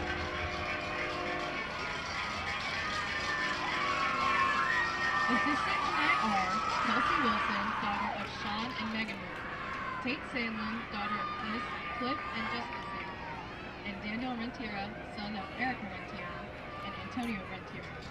These students are second graders at Bridgeport Elementary School.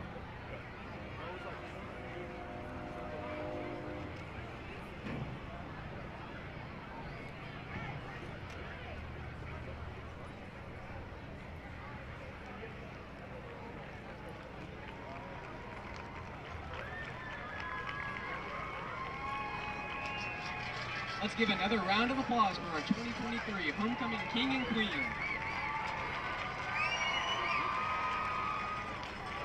A special thank you goes to the Van Hoos family for supplying the vehicle tonight for the homecoming king and queen's exit.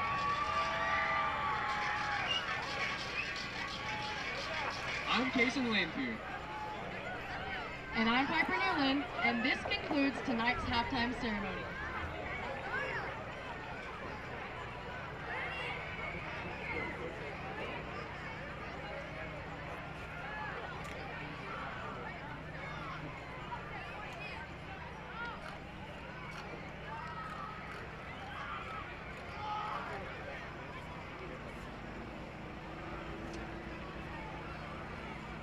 Introducing the Farmersville Farmerettes. The Farmerettes are under the direction of Leslie Ellis, assistant Mary Hernandez. Your music is on.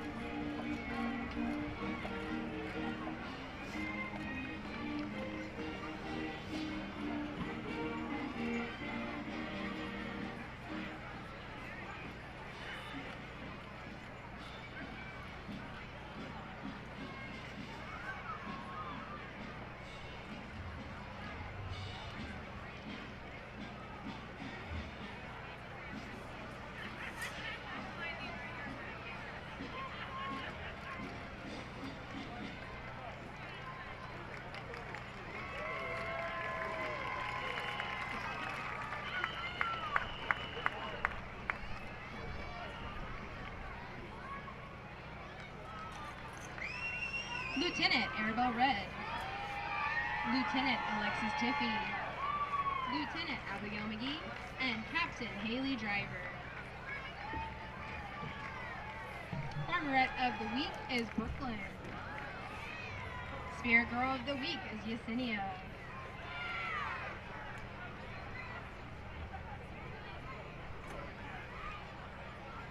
Your music is on.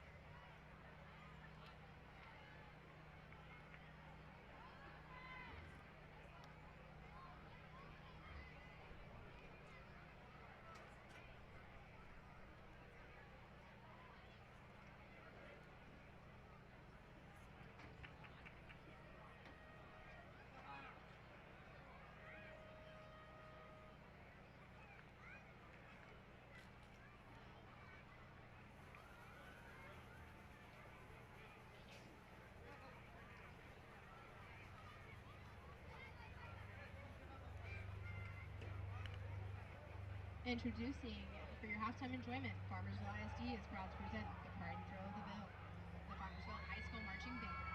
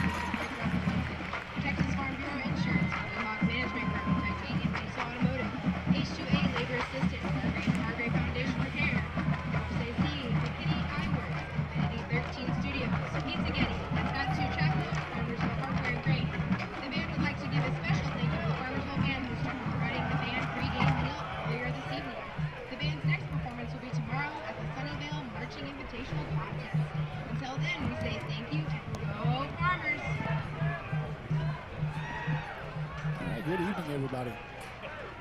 Welcome you all back to this second half.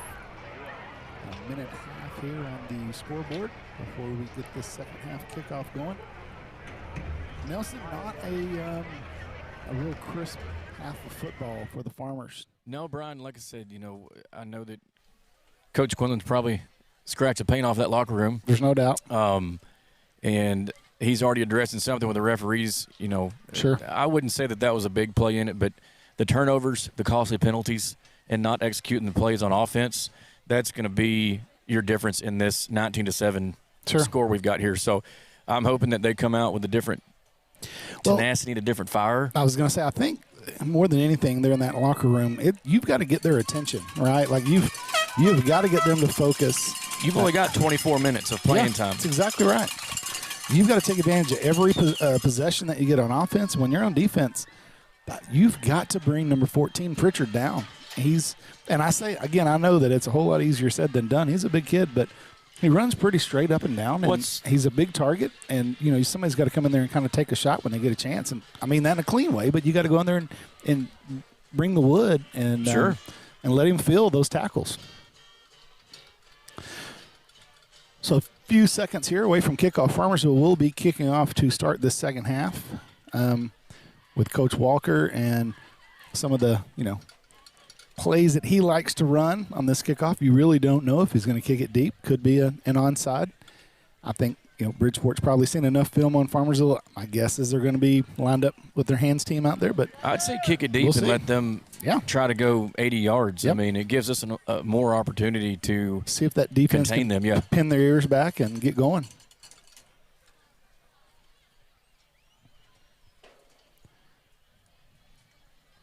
I'm a fan of the defer. Yeah. Sure. Like I said, in point in case, they scored with, a minute and a half left and then stopped Farmersville and then ended up getting the play right back. Now they get the ball. Yep. Mm-hmm. I agree.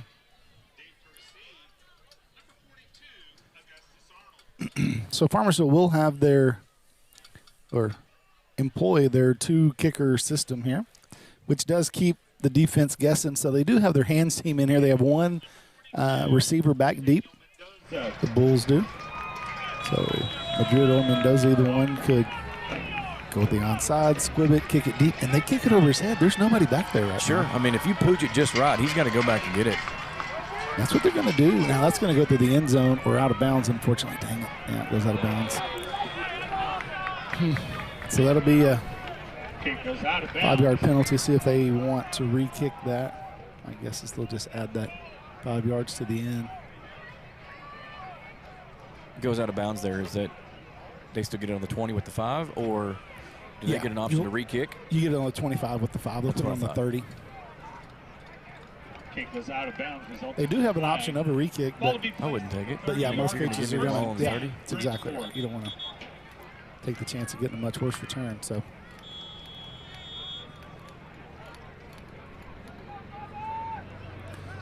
All right, so the Farmers take the field on defense here to start this second half. Pritchard back there in the backfield again is going to get this first handoff of the second half. Goes around the right side, and he's got a lot of room. Eventually brought down by Cuddy Fisher, I believe.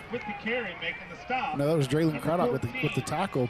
Went low on Pritchard, spun him over. Ended again. Yeah, he spun him up. I mean, he's hit him low. Again, Pritchard runs hard, but he runs straight up and down. Sure, you have a lot more. And there's a lot of surface area. Is exactly right. Good choice of words, man. You trying to use my big words tonight. We've been reading the same thesaurus. Rangel goes up to the right. First completion of the night. Gets it up to about the 45-yard line there. Gain of about 5 on first down. McClellan with the reception for the Bulls, brought down by Draylon Craddock. So 2nd and 5 upcoming for the Bulls. Pritchard in the backfield with Rangel. Again, they take their time getting these plays in. Try to get that play clock a little bit deeper. Keep that Farmers offense off the field. Rangill takes it, hands it to Pritchard coming around left guard. Met right at the line of scrimmage by a mess of Farmers. Yeah, that was Kevin Oliver, the first guy in there to torpedo him, and then he had some help from Levi Smith and Tejon. Yep, and then Latimer in there as well. So gain of 1 is going to make it 3rd and 4. And I know it's the first possession of the second half, Nelson. I'm telling you, this is a very big play because we can get the ball back right here. If we can force a negative play, make them punt the ball, and just take a little confidence away from that offense over there on that Bulls sideline, I think that would be huge. Well, it sets a precedence for the half, that our first possession. Sure. Rangill looks to the right. He completes the pass. Oh, big tackle there by Draylen Craddock came up and laid the wood that we just talked about before the half, knocks the ball loose, and the Farmers come away with it. I don't know if our instant replay is working tonight, but I would love to see that one again because, man, he laid the pop on him. The ball exploded. We were on top of it. We've got great field position inside the 50. Here it is right here. Look at that. Great job on the replay, Mr. G. That is awesome. Oh, he's gonna play it again. But here it is, and turn, and no one. That is form wrapped up. How about that broadcast? You got Tejon right on top of the ball. How about those AB skills, y'all? Great job. On demand, there it was. Man. Let's see this Farmers offense explode now. Great job. We just talked about how we needed somebody to bring the wood, and Draylen brought it. Hands off to Reyes up the middle. Bounces off the first couple of defenders. He's got some room off the right side. Good block by Cox there. Hold the ball. Reyes goes out of bounds inside the 25-yard line. Nice game there for the Farmers on first down. Good block by Cox there to Draylen, Reyes just ran right off his tail. Again, when you put a receiver on an island like that, it's really easy to get spun around and block someone in the back, but Cox did a great job of keeping his position right just here. Just knowing where he's running, blocking him to the sideline. Reyes runs right off of his tail end. Really and nice. Gets Picks up an extra 5 yards. 6 yards. Yeah. So Gray takes the snap, hands to Reyes again, going around left side. Peels back into the middle, holds on to that ball, but he does pick up a couple of yards there. Reyes with the carry. Loving the replay. Yeah, man. Definitely gives you something to kind of come back and look at and reevaluate in between the plays. Absolutely. Brings up 2nd down. Farmers offense right at the 20-yard line of the Bulls. Looking at a 2nd and 8. Farmers are with the tight end look tonight, or I'm sorry, not tonight, but first time tonight. Fakes to Reyes. Gray keeps it, ducks that big shoulder of his, gets down to about the 17-yard line, picks up a couple. Number 1, Abel Valdez. Right here you'll see the fake to Reyes because he is going to get a lot of attention. And Gray, he's a big boy. When he drops that shoulder, he's going to pick up some yards. I'd move out of his way. So it brings up 3rd and 5. Farmers will definitely in 2-down territory right here. So they get the play called in. Gray gives the offensive line their protection. When you're talking about the tight end setup, you've got Levi Smith on this bottom side. Go outside to Arden Cox, turns up. He's going to be... He's looked like about 3-4 yards short. Yeah, it's going to be a short gain there. I think you've got it. I mean, but you know what that does? It sets up a double move later where they're used to throwing these quick little 5-yard hooks, 5-yard hook. You get somebody to bite on that and release. And you fake that, and he goes later on, and that could be a huge play for the Farmers, which I still think Cox is going to deliver. So long 2 yards here, short 3 for the Farmers on 4th down. So they get the play, and they're going to be under 10 seconds on the game, on the play clock when they snap this one.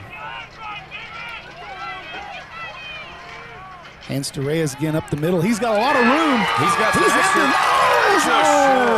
I almost called it. Mikey Bells did not jump the gun that time. He did say that was not him. Well, he said that, but I'm always going to blame him when I can. So Farmersville gets up on the ball quickly. Oh, that's going to. Ooh, that was close. Yeah, it's outside free play. Brady's going to keep it. He fakes that to Reyes, and Brady follows him into the end zone. Make sure that offside's going to be declined. Well, they would have killed the play otherwise. Yeah. It is offsides. Why would you even ask? Of course you're going to decline it. Good night. All right, so the Farmers, man, that is exactly the start, Nelson, that we needed. You come out there, you put some doubt into those receivers' heads over there because Draylon absolutely drilled him, knocked the ball loose. Then you take it down and you score with no problem. I bet you see even Big Mo. more. Hey, Big Mo is on this sideline now. Big Mo is momentum. Ooh, the name for the horn. Big Mo. I don't know. Man. Kicks up. It looks good to me, and it looks good to them. So the Farmers cut it to a 5-point lead, 19-14 with exactly 8 minutes to play here in this third quarter. And this Farmersville stands is finally coming to life a little bit. Well, the sidelines is up. The stands are up. I mean, yes, it's a momentum game. It's an emotional. You play off of it. So absolutely. That's going to start a fire. Hopefully that transcends into the rest of this half, and we play shutout Farmersville football. Absolutely. I tell you what, if they continue to come up there and hit like that, especially on Pritchard, where he doesn't necessarily want to try to come through that line as fast as he's been doing, that's gonna make a difference because that Bull offense right now is really focused around him. Well, that's it. You've seen the passing, and I bet with that pop that Draylon gave on that fumble, they're going to hear footsteps. Less. Yeah, they're going to hear some footsteps. And they're going to be skittish to catch those balls. They've had nothing really across the middle. They're just doing the little screen passes, or these fly patterns. So I bet you don't see much more of that. They're going to go back to Pritchard and just use their workhorse. I do want to say thank you to a couple of our sponsors. The Texas Farm Bureau Insurance Office provided breakfast this morning. I appreciate Mikey and Kyle getting up there and serving the guys. Had a little help from Aaron Clark at Longhorn Barbecue, who I would eat barbecue for breakfast. Aaron's that's good. He didn't make barbecue, but he sure made a heck of a big old breakfast spread. So we appreciate those guys and their help this morning, and always for their support for the Farmers. Madrid boots it deep there. So they have one guy back deep. Ball's going to bounce around a little bit. Just inside the 10. He gets through the first line of tacklers there for the Farmers, but there is a flag. Could be a block in the back or a hold there, considering where it was. Yeah, he's relaying that message to Rangel, the quarterback. That's a personal foul face mask. I was going to say the only other thing it could have been was a face mask on that kind of a return. Sure. I figured it'd been a hold just because of... Didn't see the face mask. I saw him get spun around by his jersey. Oh, it's on us. Yes. Oh, my fault. I was... No, it was on us, yeah. And I didn't see it on the instant replay there because he got spun around, but it was by the jersey. Might have been a missed call there. Unfortunately, it hadn't been the first missed call. No. It's been hadn't been the... My mom always said if you can't say anything nice, don't say anything at all. Hadn't been the best. Yeah. Everybody has an off day. Yeah. Everybody does. All right. Pritchard in the backfield again next to Ringo. They're going to go right to him, looking for something around the left side. Great job wrapping that leg up. Kevin Oliver, I believe. And he blew through that line. That is KO. Yeah. That is where he plays right there on defense, man. He is that right end right there. You wouldn't think an end being a defensive leader, but his explosiveness off the end sets him apart to almost be like a free safety leader or a middle linebacker leader. Dude, he can go both sides so quick. He can run you down from the backside. He can tackle you straight on. He can also go out into pass defense if you need him to.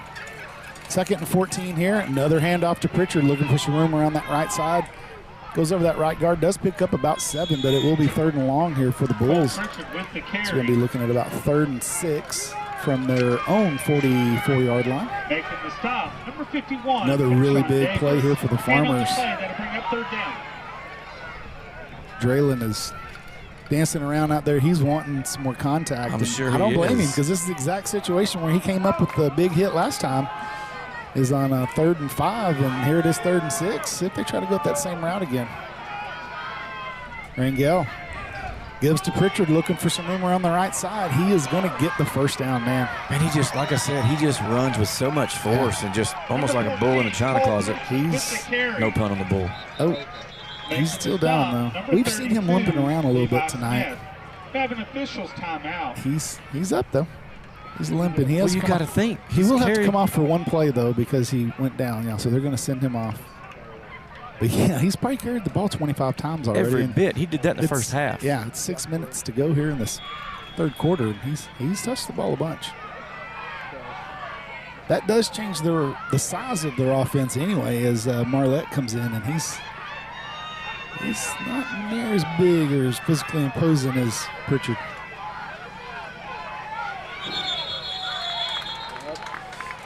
It's like going to be a false start on the Bulls there. Back them up 5 yards, put them about There is a flag on the play. on the 45 of the Farmers, of their side. False start against the Bulls. Keeps the ball up 5 yards. Yeah, everybody's that's the what we call a sarcastic cheer because there's been so many times tonight where we felt like they have moved on that offensive line as they're trying to time that Farmersville rush, and they finally called it, and the Farmersville stands let them know that how happy we were about that. Rangel going to keep it around the right side after the fake to Marlette. He's going to get knocked out of bounds. Nice play there by Tayshawn. Yeah, Tayshawn pushes him out to that sideline, and then Draylen pushed him all the way through it. Maybe a yard.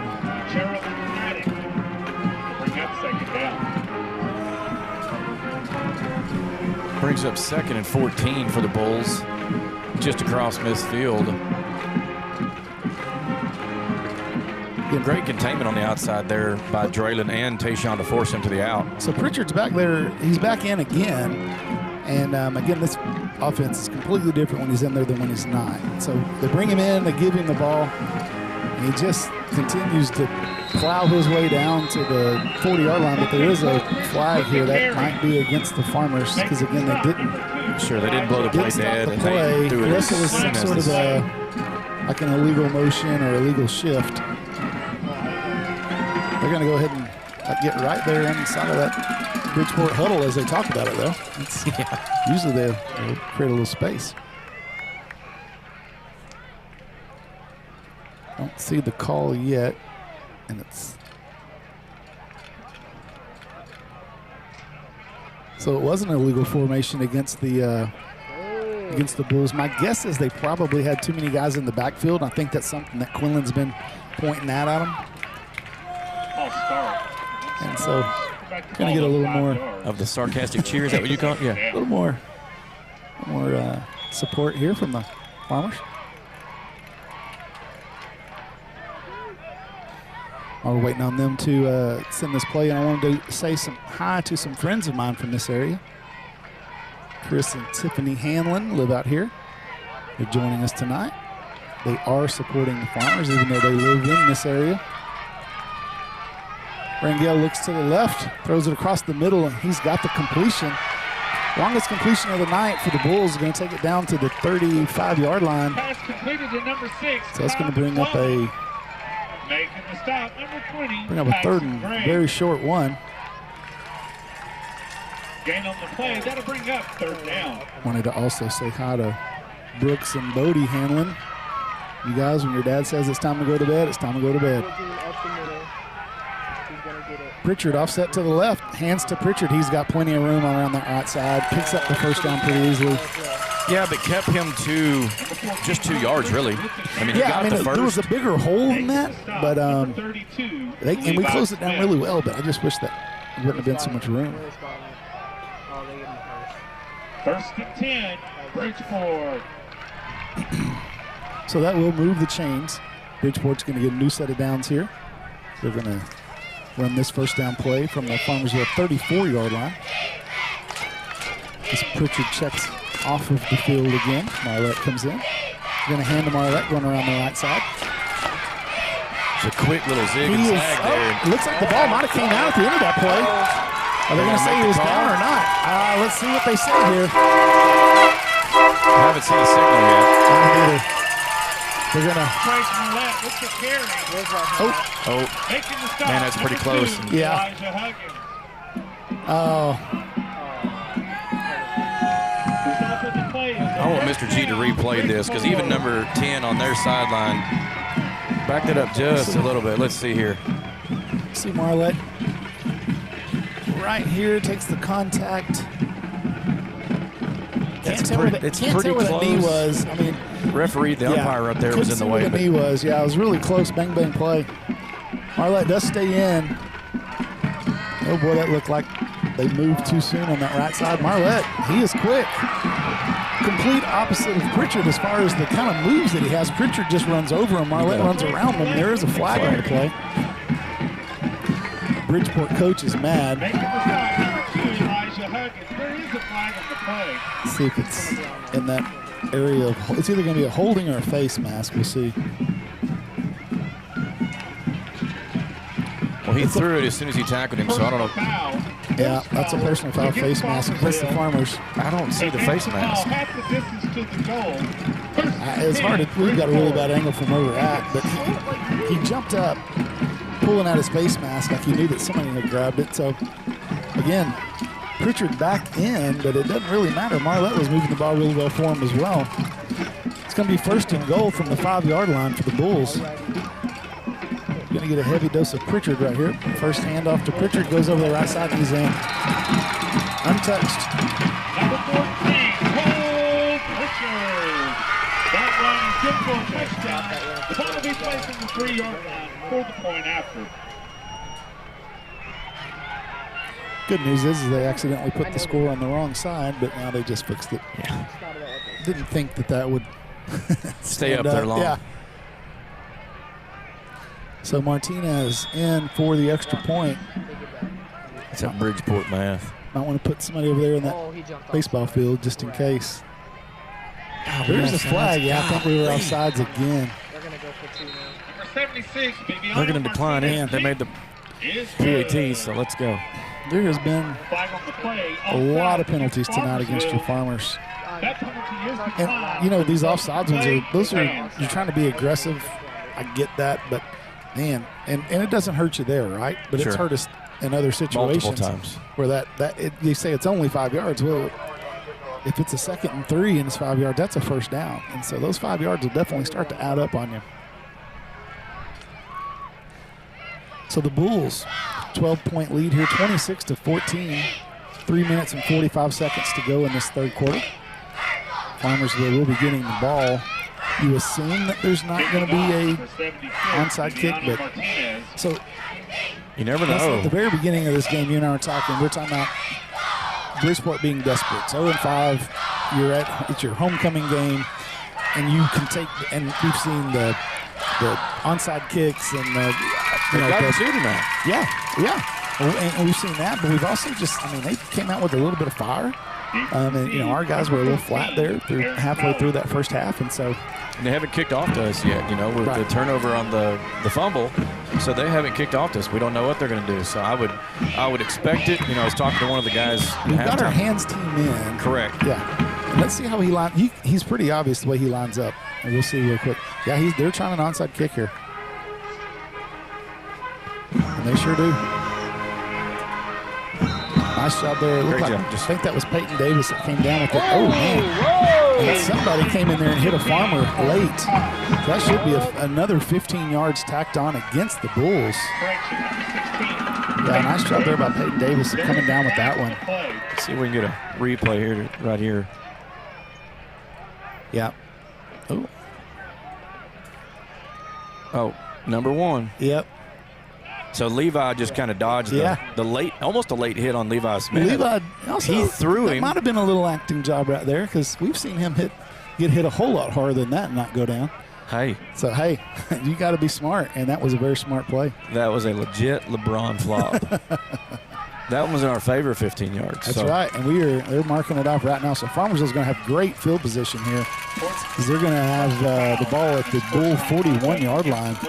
So, again, when you keep trying these onside kicks and you give the ball up right there at the 40 to 45-yard line, you're giving away a lot of field position. You add any kind of penalty to it, and this is what happens. You tack that 15 on from the 10, no big deal. We're at 25. Sure. No different than a touchback. So do from the 40, and you're way deep in the other sideline. I mean, the other zone of the defense. So Craddock goes in motion, fakes it to Craddock, goes to Arden Cox. He's wide open.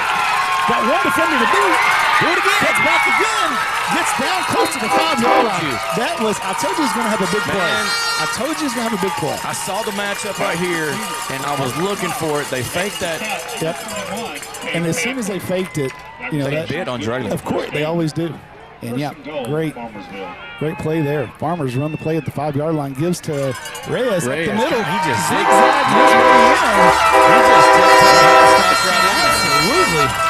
That's how you answer the bell right there. That Farmers offense needs 2 plays to go 41 yards and put the Farmers down by just 1 score. 14 seconds of offense right there. So that's why, if you're the Bulls, you keep taking all that time off the clock, right? Sure. That Farmers offense can score that quickly and that easily. You don't want to give them more time.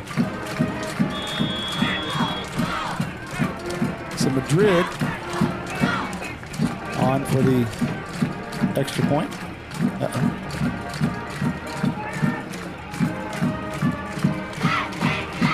Snaps back, kicks up. Looks good to me. Looks good to them. And the Farmers cut it to a 5-point lead here, 26-21.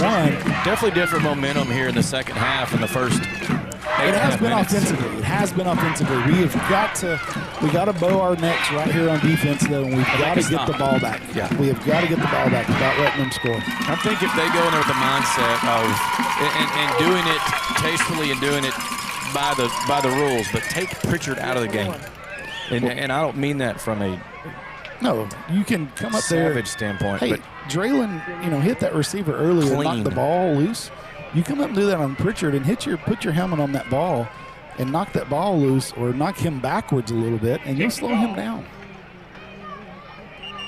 And I just meant, in a sense, take his position out of the game. Sure. As No, their I know what you only mean. Yeah. piece of offensive arsenal. Sure. Deep to No, receive. I know exactly what you're talking about. Number 42, Do I need to get Augustus receivers? Arnold. No receiver? No condoning of UIL football violence.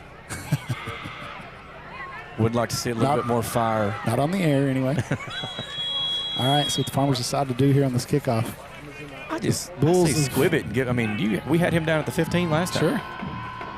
I say kick it right. Oh, they're gonna little There's pooch. that's going to be a live ball. right over Hits his the head. ground. Oh, yeah.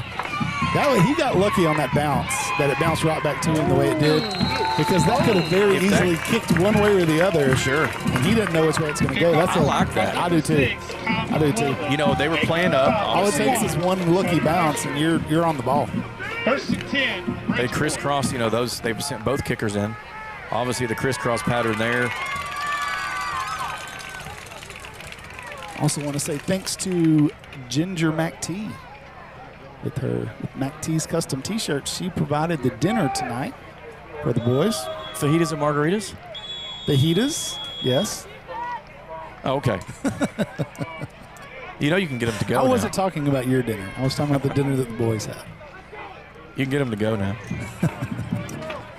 All right, so the Bulls come out. Pritchard will be in the backfield to start this possession.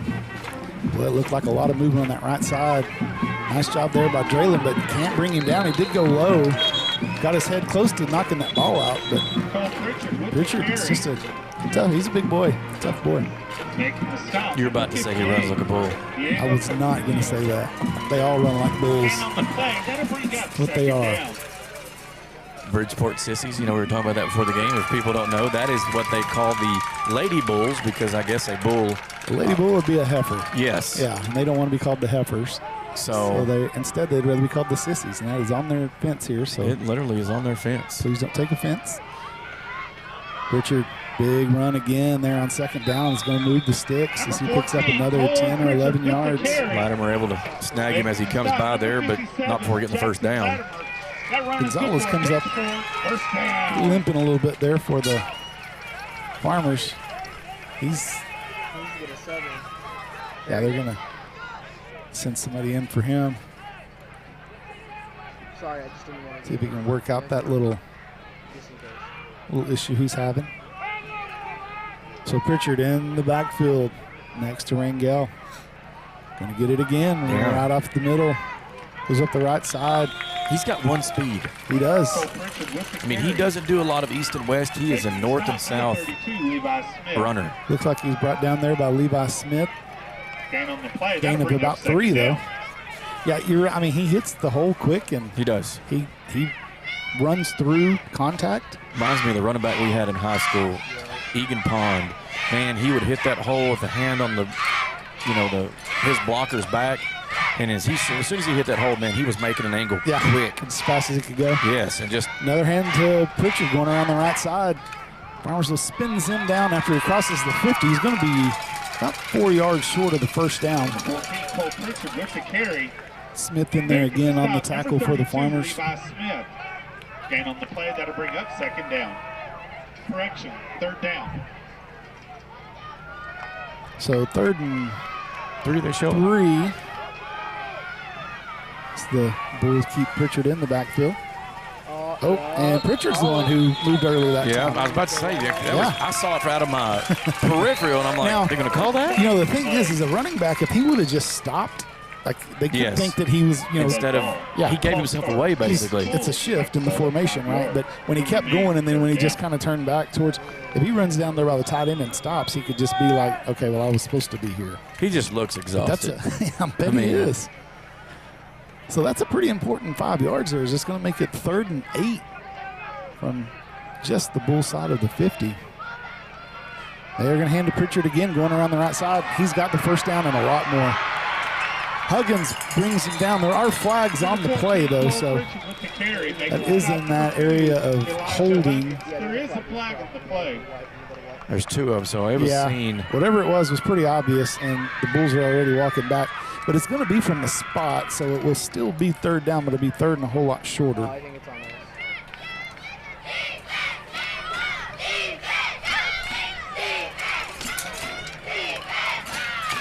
They're discussing. Yeah, they're still talking about it over there, but now they're taking it to the referee. Bulls coach is right there in the mix. Yeah, I just don't like the way that they discuss all this right in front of the Bridgeport team. Well, the same thing with the players, That's what I'm saying. Yeah. Separate yourself.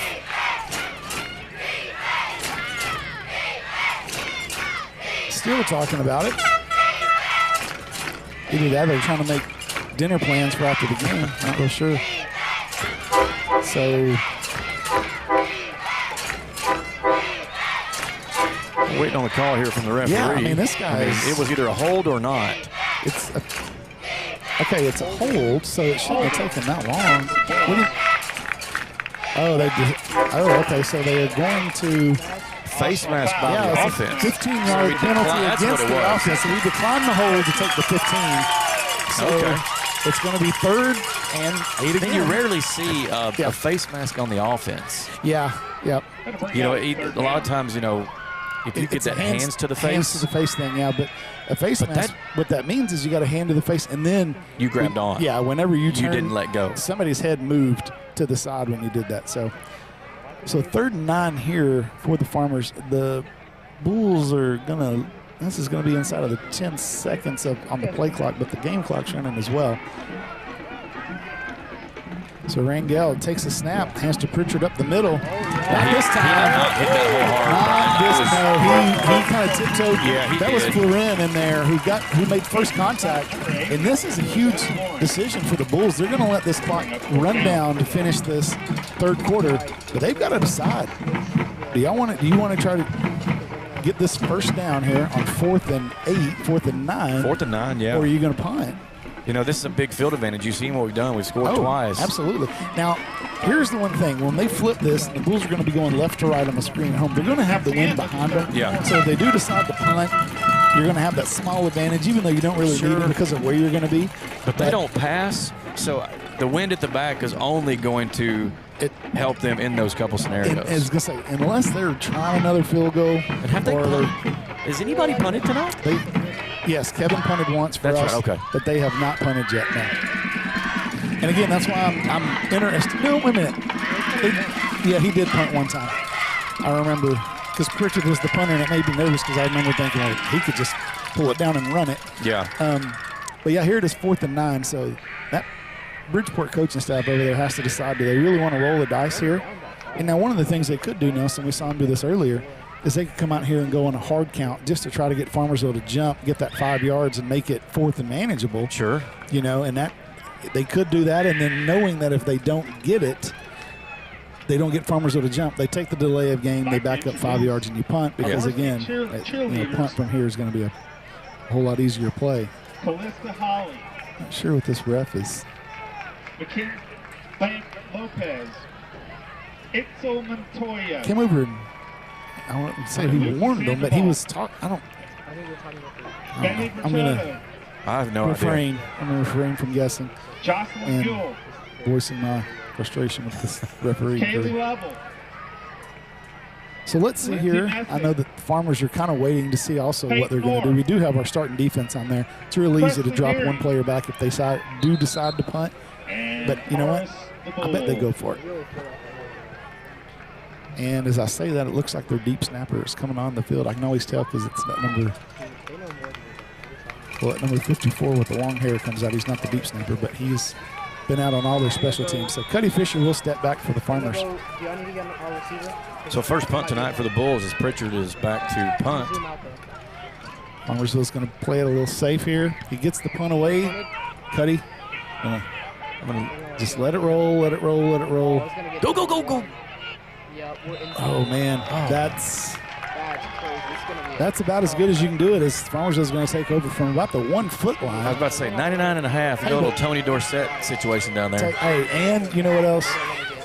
If you're gonna go and win a game, then you might as well do it 99.5 yards. You know.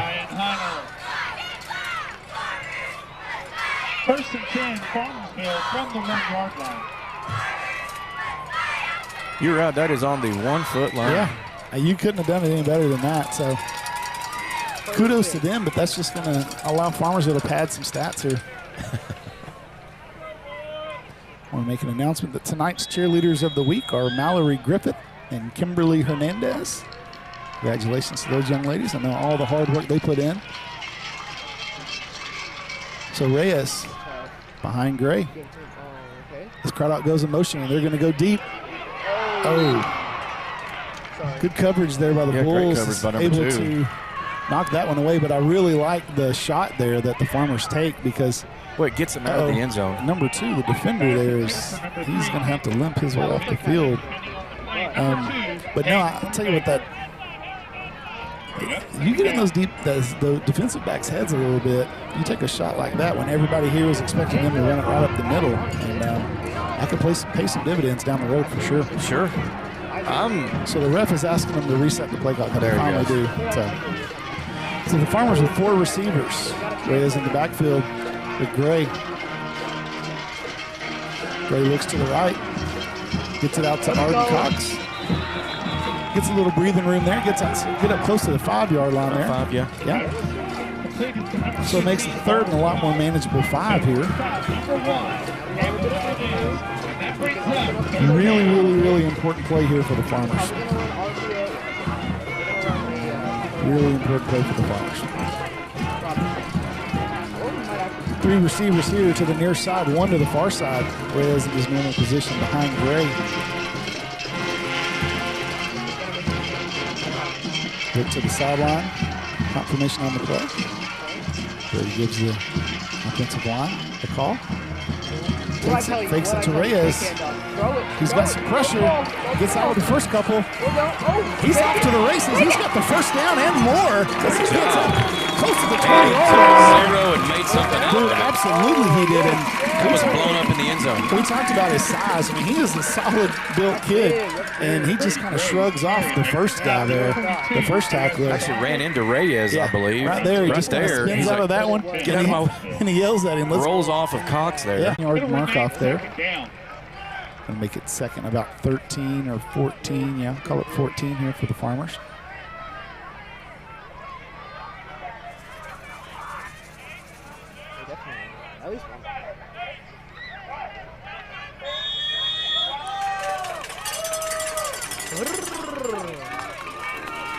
So the Farmers running this play with about 10.5 minutes to go in the game. As Johnson goes in motion. Gray's looking deep. Floats it out to Norman. Definitely. A lot of contact there, and again, he keeps the flag in his pocket. That's a terrible no call. Man, that's happened twice. That has happened twice. He didn't throw it down there in the first half. Remember, he went to grab it, and then he did the incomplete. Yep. I mean, that...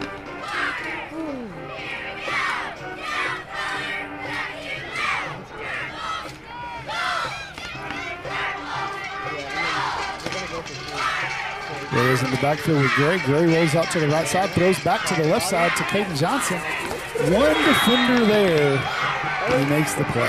If you get around that guy right there, get him blocked, then that's a lot of yards. But really nice play call there, but just not able to get on the one right here. Yeah, he's just. Yep.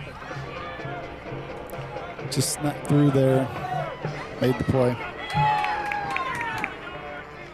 Man, that's tough because we're going to have to stop that Pritchard-led Bull offense again. At least one more time. Give us a chance to get the ball back. Oliver gets the punt away, goes off the right side of his foot. Doesn't get the best Farmersville bounce. It's going to check up at about the 40-yard line of the Bulls. Yeah.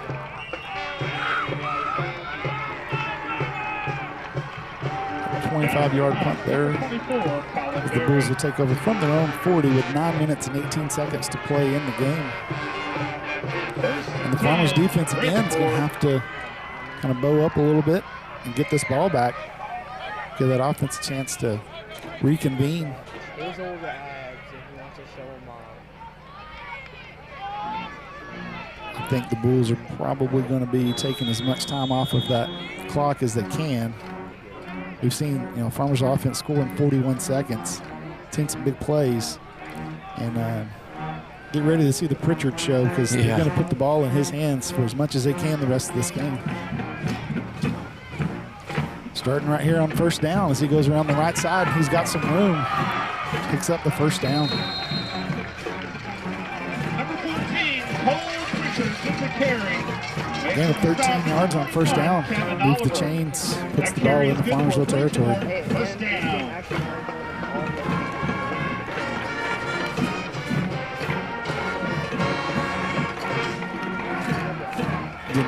Just kind of like we had mentioned, taking their time getting this play in. 15 seconds on the play clock. Snap it with about 10. And then hand to Pritchard. Nope, yep, that's what they're going to do right up the middle.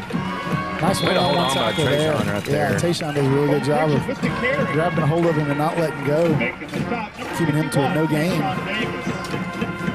Bring up 2nd and 10.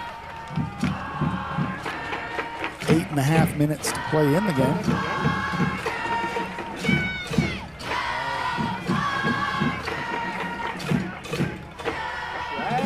Finally, the Bulls break the huddle. Well, they wear that. I mean, you mentioned it a few times now, but they wear that clock down. They do. Oh, yeah. Boy, that's how you blow up the play right there. Look at him. His speed, like I said, you put another 20, 25 pounds on Tayshaun. Yeah. Man. Yeah, watch right here on this instant replay. As they twist right there, he goes right up the middle over the center, and Tayshaun just takes him straight down one-on-one. So it's 3rd and 13 here. Love the instant replay. Yeah, it's a game changer. That's what makes this FHS AV team the best in the state. I'm telling you. So Rangel's going to roll out to his left side, looking for somewhere to go. He's got a receiver. Oh, yeah! Comes in with the interception, and he's off to the races. That is a heck of a read right there. As Colin played that, he went right on broke on the ball, undercut the receiver, takes it out of midair. You talked about him playing some safety tonight. They've got him in the ball game. Huge momentum swing there, sitting midfield, for the Farmers. So great job. Woo. Almost a 15-yard at the end of the play. At the end of the play. Great read by Colin Berry. Just broke on the ball, undercut that receiver, and he's a big boy too. I don't think they wanted a whole lot of that over there on that sideline. So the Farmers are going to take over from their own 45-yard line. 7 minutes and 33 seconds to play.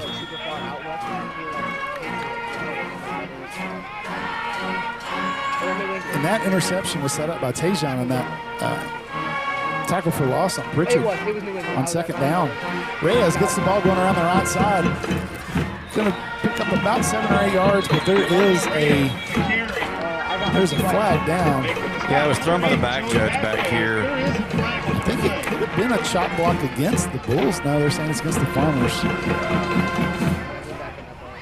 It's going to be holding against the Farmers. Oh, hang on. No. I think it was one of those shot blocks that we've been talking about, and I think they finally took Quinlan out. Yeah, I think that's what happened. And I think that's what he was sitting there explaining to the referee. Yeah. Well, if you remember the conversation that Coach Quinlan had with him earlier, he was on the he field. was so mad is because he kept pointing on his knees going, they're hitting our guys low, and it's dangerous when they do that. And sure enough, that's what happened there is you're going to add 15 yards. And that's a huge play. You know what? That's not right. They should mark that off from where he ended the run. First down. No, look, actually, no, never mind. It's not 15 yards. It's 10 yards, and they declined it and took the run anyway. So it's first down regardless. So the Farmers going to take the snap from the Bull 40. Hands to Reyes, who, oh my goodness. Took the tackle. He only got a couple yards on the play. We have to see this on instant replay because he literally, he danced around a couple. And he swooped and ducked. He ducked, and the guy just flew right over him right here. Whoops. See, we need to record that sound. Me and you said the exact. We did, yeah. Well, watching too much Chris Berman. Yeah. Back. Yeah. So nice game there by Reyes. On first down makes it 2nd and 6. So he picked up a few more yards than I thought. Another give to Reyes around the left side. He's got some room. Oh! Man, one defender there. Kept it from being a much bigger, yeah. He got a yard on he that. did, yeah. He kept it from being a much bigger game. 6.5 minutes to play here in the game. Your Farmers are looking at a 3rd and 4 from the Bull 34-yard line. This comes down to it, really. Who wants it more? Yeah, absolutely. Does the Bulls want it because it's their homecoming? Sure. Oh, snap gets away from Brady. Oh, no. Oh, and he gets back on the ball. Hey, what did you just ask? Who wants it more? Yeah. Brady wanted that one more as he stuck with it. Well, he was pancaked, and then he got up and went to go get the ball. Absolutely. 10 more yards down the field. Absolutely. There's do we have I don't understand what the conversation's about. There is a flag on the play. I don't see the flag. Brady came back and got the ball. They're saying there's a flag. I don't see where it is unless it's here on the near sideline. But that's a heck of an effort play by Brady Gray to keep that from turning into a back-breaking turnover. So let's see. He's going to come talk to Coach Quinlan. A sideline? Oh, they're saying sideline warning?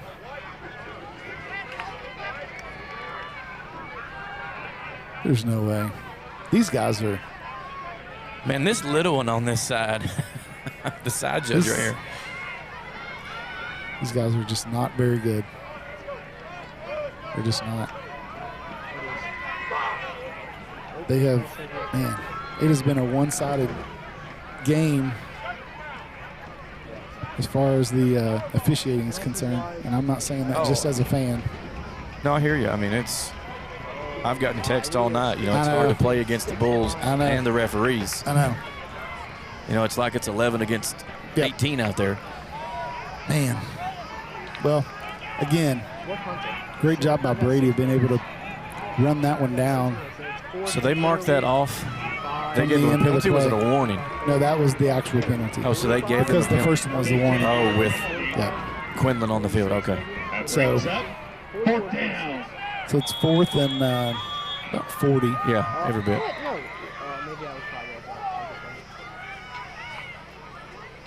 Kevin gets it away. Goes to the left side here. Checks up again. Goes out of bounds at the Bull 44-yard line. So it'll be good field position here for the Bulls. But, man, that snap. So this defense is going to have to do it once again. Yeah. And, you know, this year, I mean, that Farmersville offense has answered the bell many, many times, averaging 46.7 points a game. And the defense has stepped up here tonight when they needed to, but we need it one more time. Need it one more time. And again, can you stop Pritchard? That's what it comes down to. If you can stop Pritchard, you can get the ball back. But if you can't get him down, sure. A couple of first downs here is going to make this game really difficult for the Farmers. You're talking about averaging points. You know, we're 46, 47 points a game. The Bulls are averaging 9 points a game. This is the most they've scored. I know. Actually, combined Yeah. Hands to Pritchard around the right side. Oh, shoestring tackle there by Levi Smith. Levi Smith gets a hand on that foot. Otherwise, that could have been a really big gain. Yeah. As it is, it's a 5-yard gain for the Bulls on first down. Puts it right at the 50-yard line. But, man, if he doesn't make contact with that foot, yeah, that could have been bad. So the Bulls are going to let this clock run down every chance they get between now and the end of the game just to try to salt this game away. Inside of 10 seconds on the play clock. I was just showing pressure. They bring That it. was close. Oh, there they go. Timed it perfectly. Levi Smith again. Levi and Kevin Oliver right there at the same time. They've timed that one, and Pritchard's a little slow getting up again. And actually, he's going to come out of the game, and Marlette's going to come in. Levi Smith. No, he waved him off. He did. Yeah. He waved him off that time. So it's going to be 3rd and 8. This is the most important play of the game so far up to this point for the Farmers. And Pritchard a big asset for the Bulls. Really, So they're showing a lot of pressure up the middle again, the Farmers are. They're going to back out of it a little bit. Now the Bulls are going to make a little adjustment here to that pressure. They're still going to hand to Pritchard up the middle. And nice tackle there. Levi Smith again. So now it's going to be 4th down. What are you going to do over there on that Bull coaching staff? It's 4th and 6. Do you want to give the Farmers the ball right there if you don't get it? Or do you want to punt and put this into the hands of your defense against that Farmersville offense? We'll see here. What they're going to do is run this clock all the way down to 1. And they just now started the play clock. That's you know, if the game clock's going to stay running like that. Well, they're going to run it down to 1 and call timeout is what they're going to do. Yeah. But they didn't even start the game clock for about 10 seconds. Yeah. That's just, again, welcome to being the visiting team. So they're going to let this run down to 1, and he's going to call timeout, and then they're going to really make their decision. And that's what they're going to do here now. Personally, wouldn't be surprised at all to see him go for it and literally just hand it to Pritchard again because Pritchard wants the ball. He has almost broke it twice there. Both of those were shoestring tackles. And so he doesn't want – I mean, they don't want to have to throw the ball. No. Hang on. They just marked it off. Oh, he took a delay of game. So they are going to punt it. He didn't call timeout. So they took the delay of game just to get more time off of the clock. Farmersville's got 2 back here with Cuddy Fisher and Colin Berry. Yeah, Colin Berry's back there as well. Colin Berry with some good speed. Yeah. Farmers are trying to put together a return here. They're going to let that one go out of bounds, though. So that's a nice punt. Just inside the 15 there Yeah, for that's a starting really field nice position. punt. So the Farmers, let's see if this offense can go win the game. 3 minutes and 28 seconds to play. They have all 3 timeouts. And they're going to need to go about 85 yards. And they can do it. They can absolutely do it.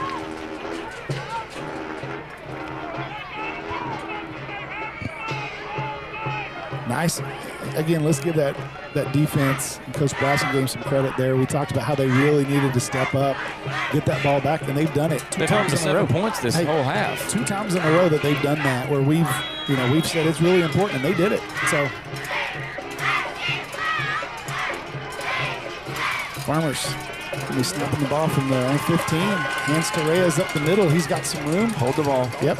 Gets out close to the 19-yard line. Nice game there on first down. Clock continues to run. Number 6 for Reyes. Signaling the play in. Making the stop. Number 8, Joey Vasquez. I see a lot of that same zone read here, as it's been kind of our bread and butter all year. Caden Norman here, one-on-one matchup down below. Well, they handed off to Reyes. Yep, he's got the first down. Hold the ball. Yep, got the first down. Gets outside of the 25. That'll stop the clock as they move the sticks. Gets it out to the 25-yard line. There's a Bull down on the play. That's Rangel, actually, who's hurt. Number 0 is limping off.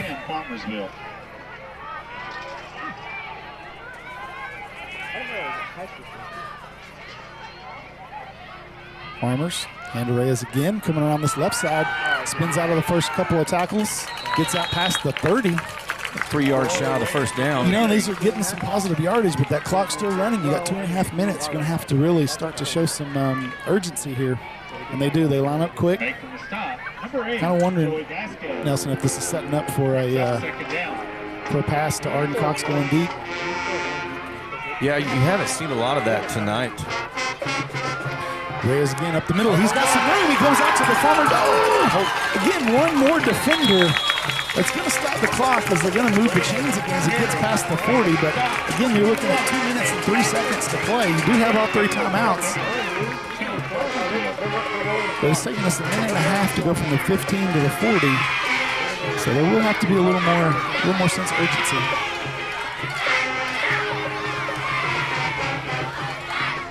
Fakes it to Reyes. Brady keeps it. Hurdles one. Tackler gets up right at the 50. Yeah, he's going to be at the 49-yard line. Again, the clock continuing to run as we're at about a minute and a half to play here. Sideline is signaling the play in. Fast-paced offense setting up right here at the 50. Another handoff to Reyes around the left side. He's got a little bit of room. Oh! Diego jumped on that Great man. Play by Diego. Farmersville is going to call the timeout. That man. Huge play there. Well, because they recovered that. That's ball game. Yeah, oh, absolutely. I was just about to say it. The focus right here, yes, marching down the field. Watch this tackle right here. That's about as good a tackle as you can find in open field like that. And it's just one-on-one and you're able to knock the ball out. Oh, he did. That's a great tackle. That's all he was looking at. Yeah, absolutely. Got a farmer down here. Look like they might be stretching out. I think it's Caden Norman's gotten some calf cramps. Yeah. So it's going to be 3rd down and 4 here for the Farmers. Again, it's been a steady dose of Reyes picking up 3 and 4 and 5 yards. But again, minute and 13 to go though. You're going to have to put the ball in the air here at some point. Or break a big run. Or break those big runs, Yeah. He's getting some. He doesn't have that breakaway speed. He's so quick he can get through into that second line of defense, but he hasn't broke a big one in a while, and so we've got to you're going to come down to really good clock management here. But hey, most importantly, we've got to get this first down right here on 3rd and 4.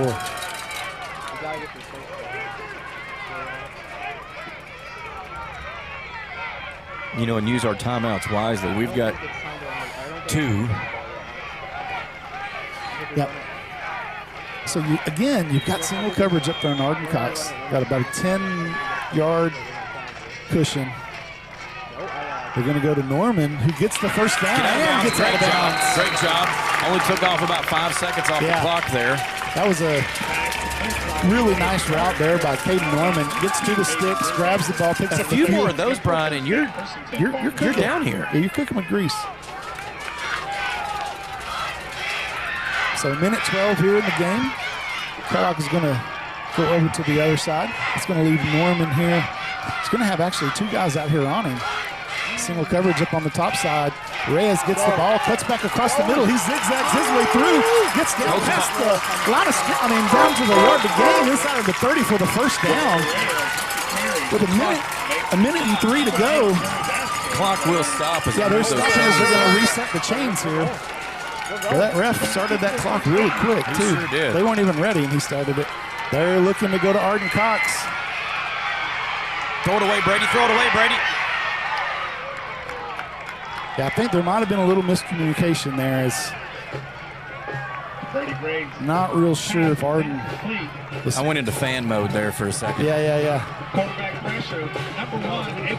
Nice job there by Brady there. I mean, he's got a guy hanging off of him, and he still throws the ball away instead of taking the sack. You gotta be strong physically to make that play. This Farmersville sideline comes to life. And the sidelines are getting them up. 48 seconds to play here. Reyes in the backfield with Gray. Gray looks to the right. Goes right across the middle. Oh, goodness. It was there. It was there, man. Dang. I can't tell if the defender knocked that out of his hand or not. We might see it on the instant replay here, but yeah, that was a nice ball by Brady. You'll see it go right across the middle here. And that brings up hard to tell.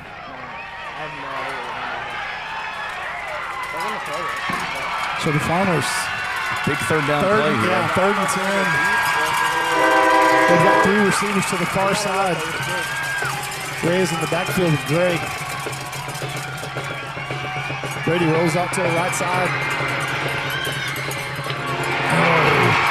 Man, that was a Tried to flip that one into Draylen, yeah. Man, Caden Johnson is wide open at the sideline there. So the game is going to come down to this play right here, y'all. It's 4th and 10. 37 seconds. Farmersville has 2 timeouts. Got to have the first down. Absolutely have to have the first down. So Reyes is going to split out to the far right. Arden Cox is in the backfield now. You got twins up top. Yeah. Got a double stack situation here. Arden Cox goes to the left side. Brady looks to the left. Throws it to Draylen. And there is nothing happening. Nothing doing on that play right there. I'm trying to figure out that. Play. No, we'll get the ball back with like 3 seconds left. Well, unfortunately, Farmer fans, that will be it. With 2 timeouts left, the Farmers will not have enough time to get the ball back.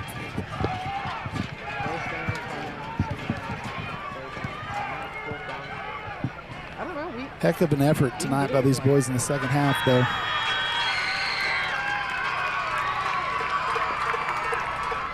It's the Farmer faithful cheering for the boys.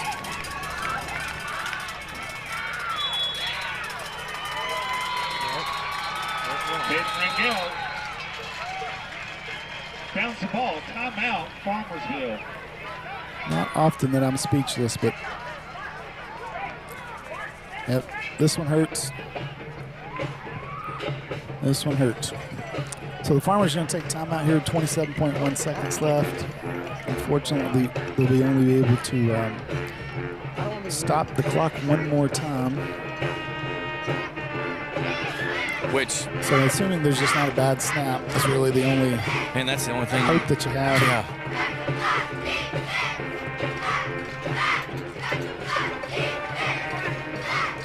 You know, games like this make for a long drive home and a tough Saturday.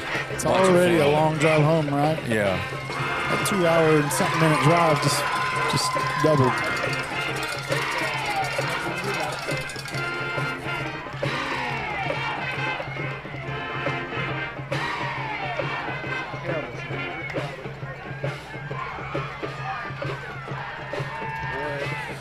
So the Bulls are going to come back onto the field, go into the, they call the victory formation here. Unless it's a bad snap. Nothing we can do at this point. Nope.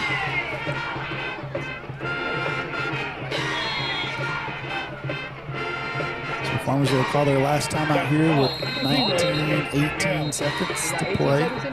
I've always wondered, what I guess to make them snap it again. Yeah, it is. It's just like you were saying earlier about you're supposed to catch that snap, but what if,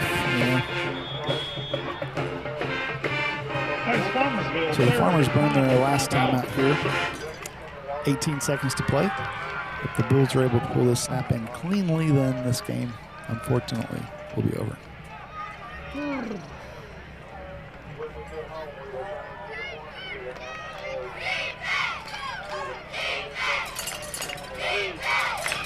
Again, appreciate you folks that joined us at home. I had a lot of text messages tonight, Nelson and I both did. So we know that there were some active listeners out there. Especially appreciate those of you that went out to Fine Arts on Main for the first watching party of the year. I appreciate Miss Gwen and all she does for the Farmers and hosting that tonight. That's a really neat deal. I'm assuming we'll be doing that in some other sports as well this year. What down is it? So this will be the conceivably last snap. He does field it cleanly. And that's it. As the clock will continue to run. And it's at 5. And that is going to be the horn. Right there. That's a tough pill to swallow. But from the get-go, Brian, we talked about this being a different game. As soon as you told me that there was this the Farmers were picked to win by a certain score, and the boys knew about it, I knew right then this was going to be a much harder game than it should have been. We again appreciate you guys for your participation and watching and supporting the Farmers. Having to listen to us. We will be home next week against Gainesville, and what should be a really good game against the Leopards. So until then, appreciate you guys again for joining us. Everyone stay safe, have a great weekend, and as always, go Farmers.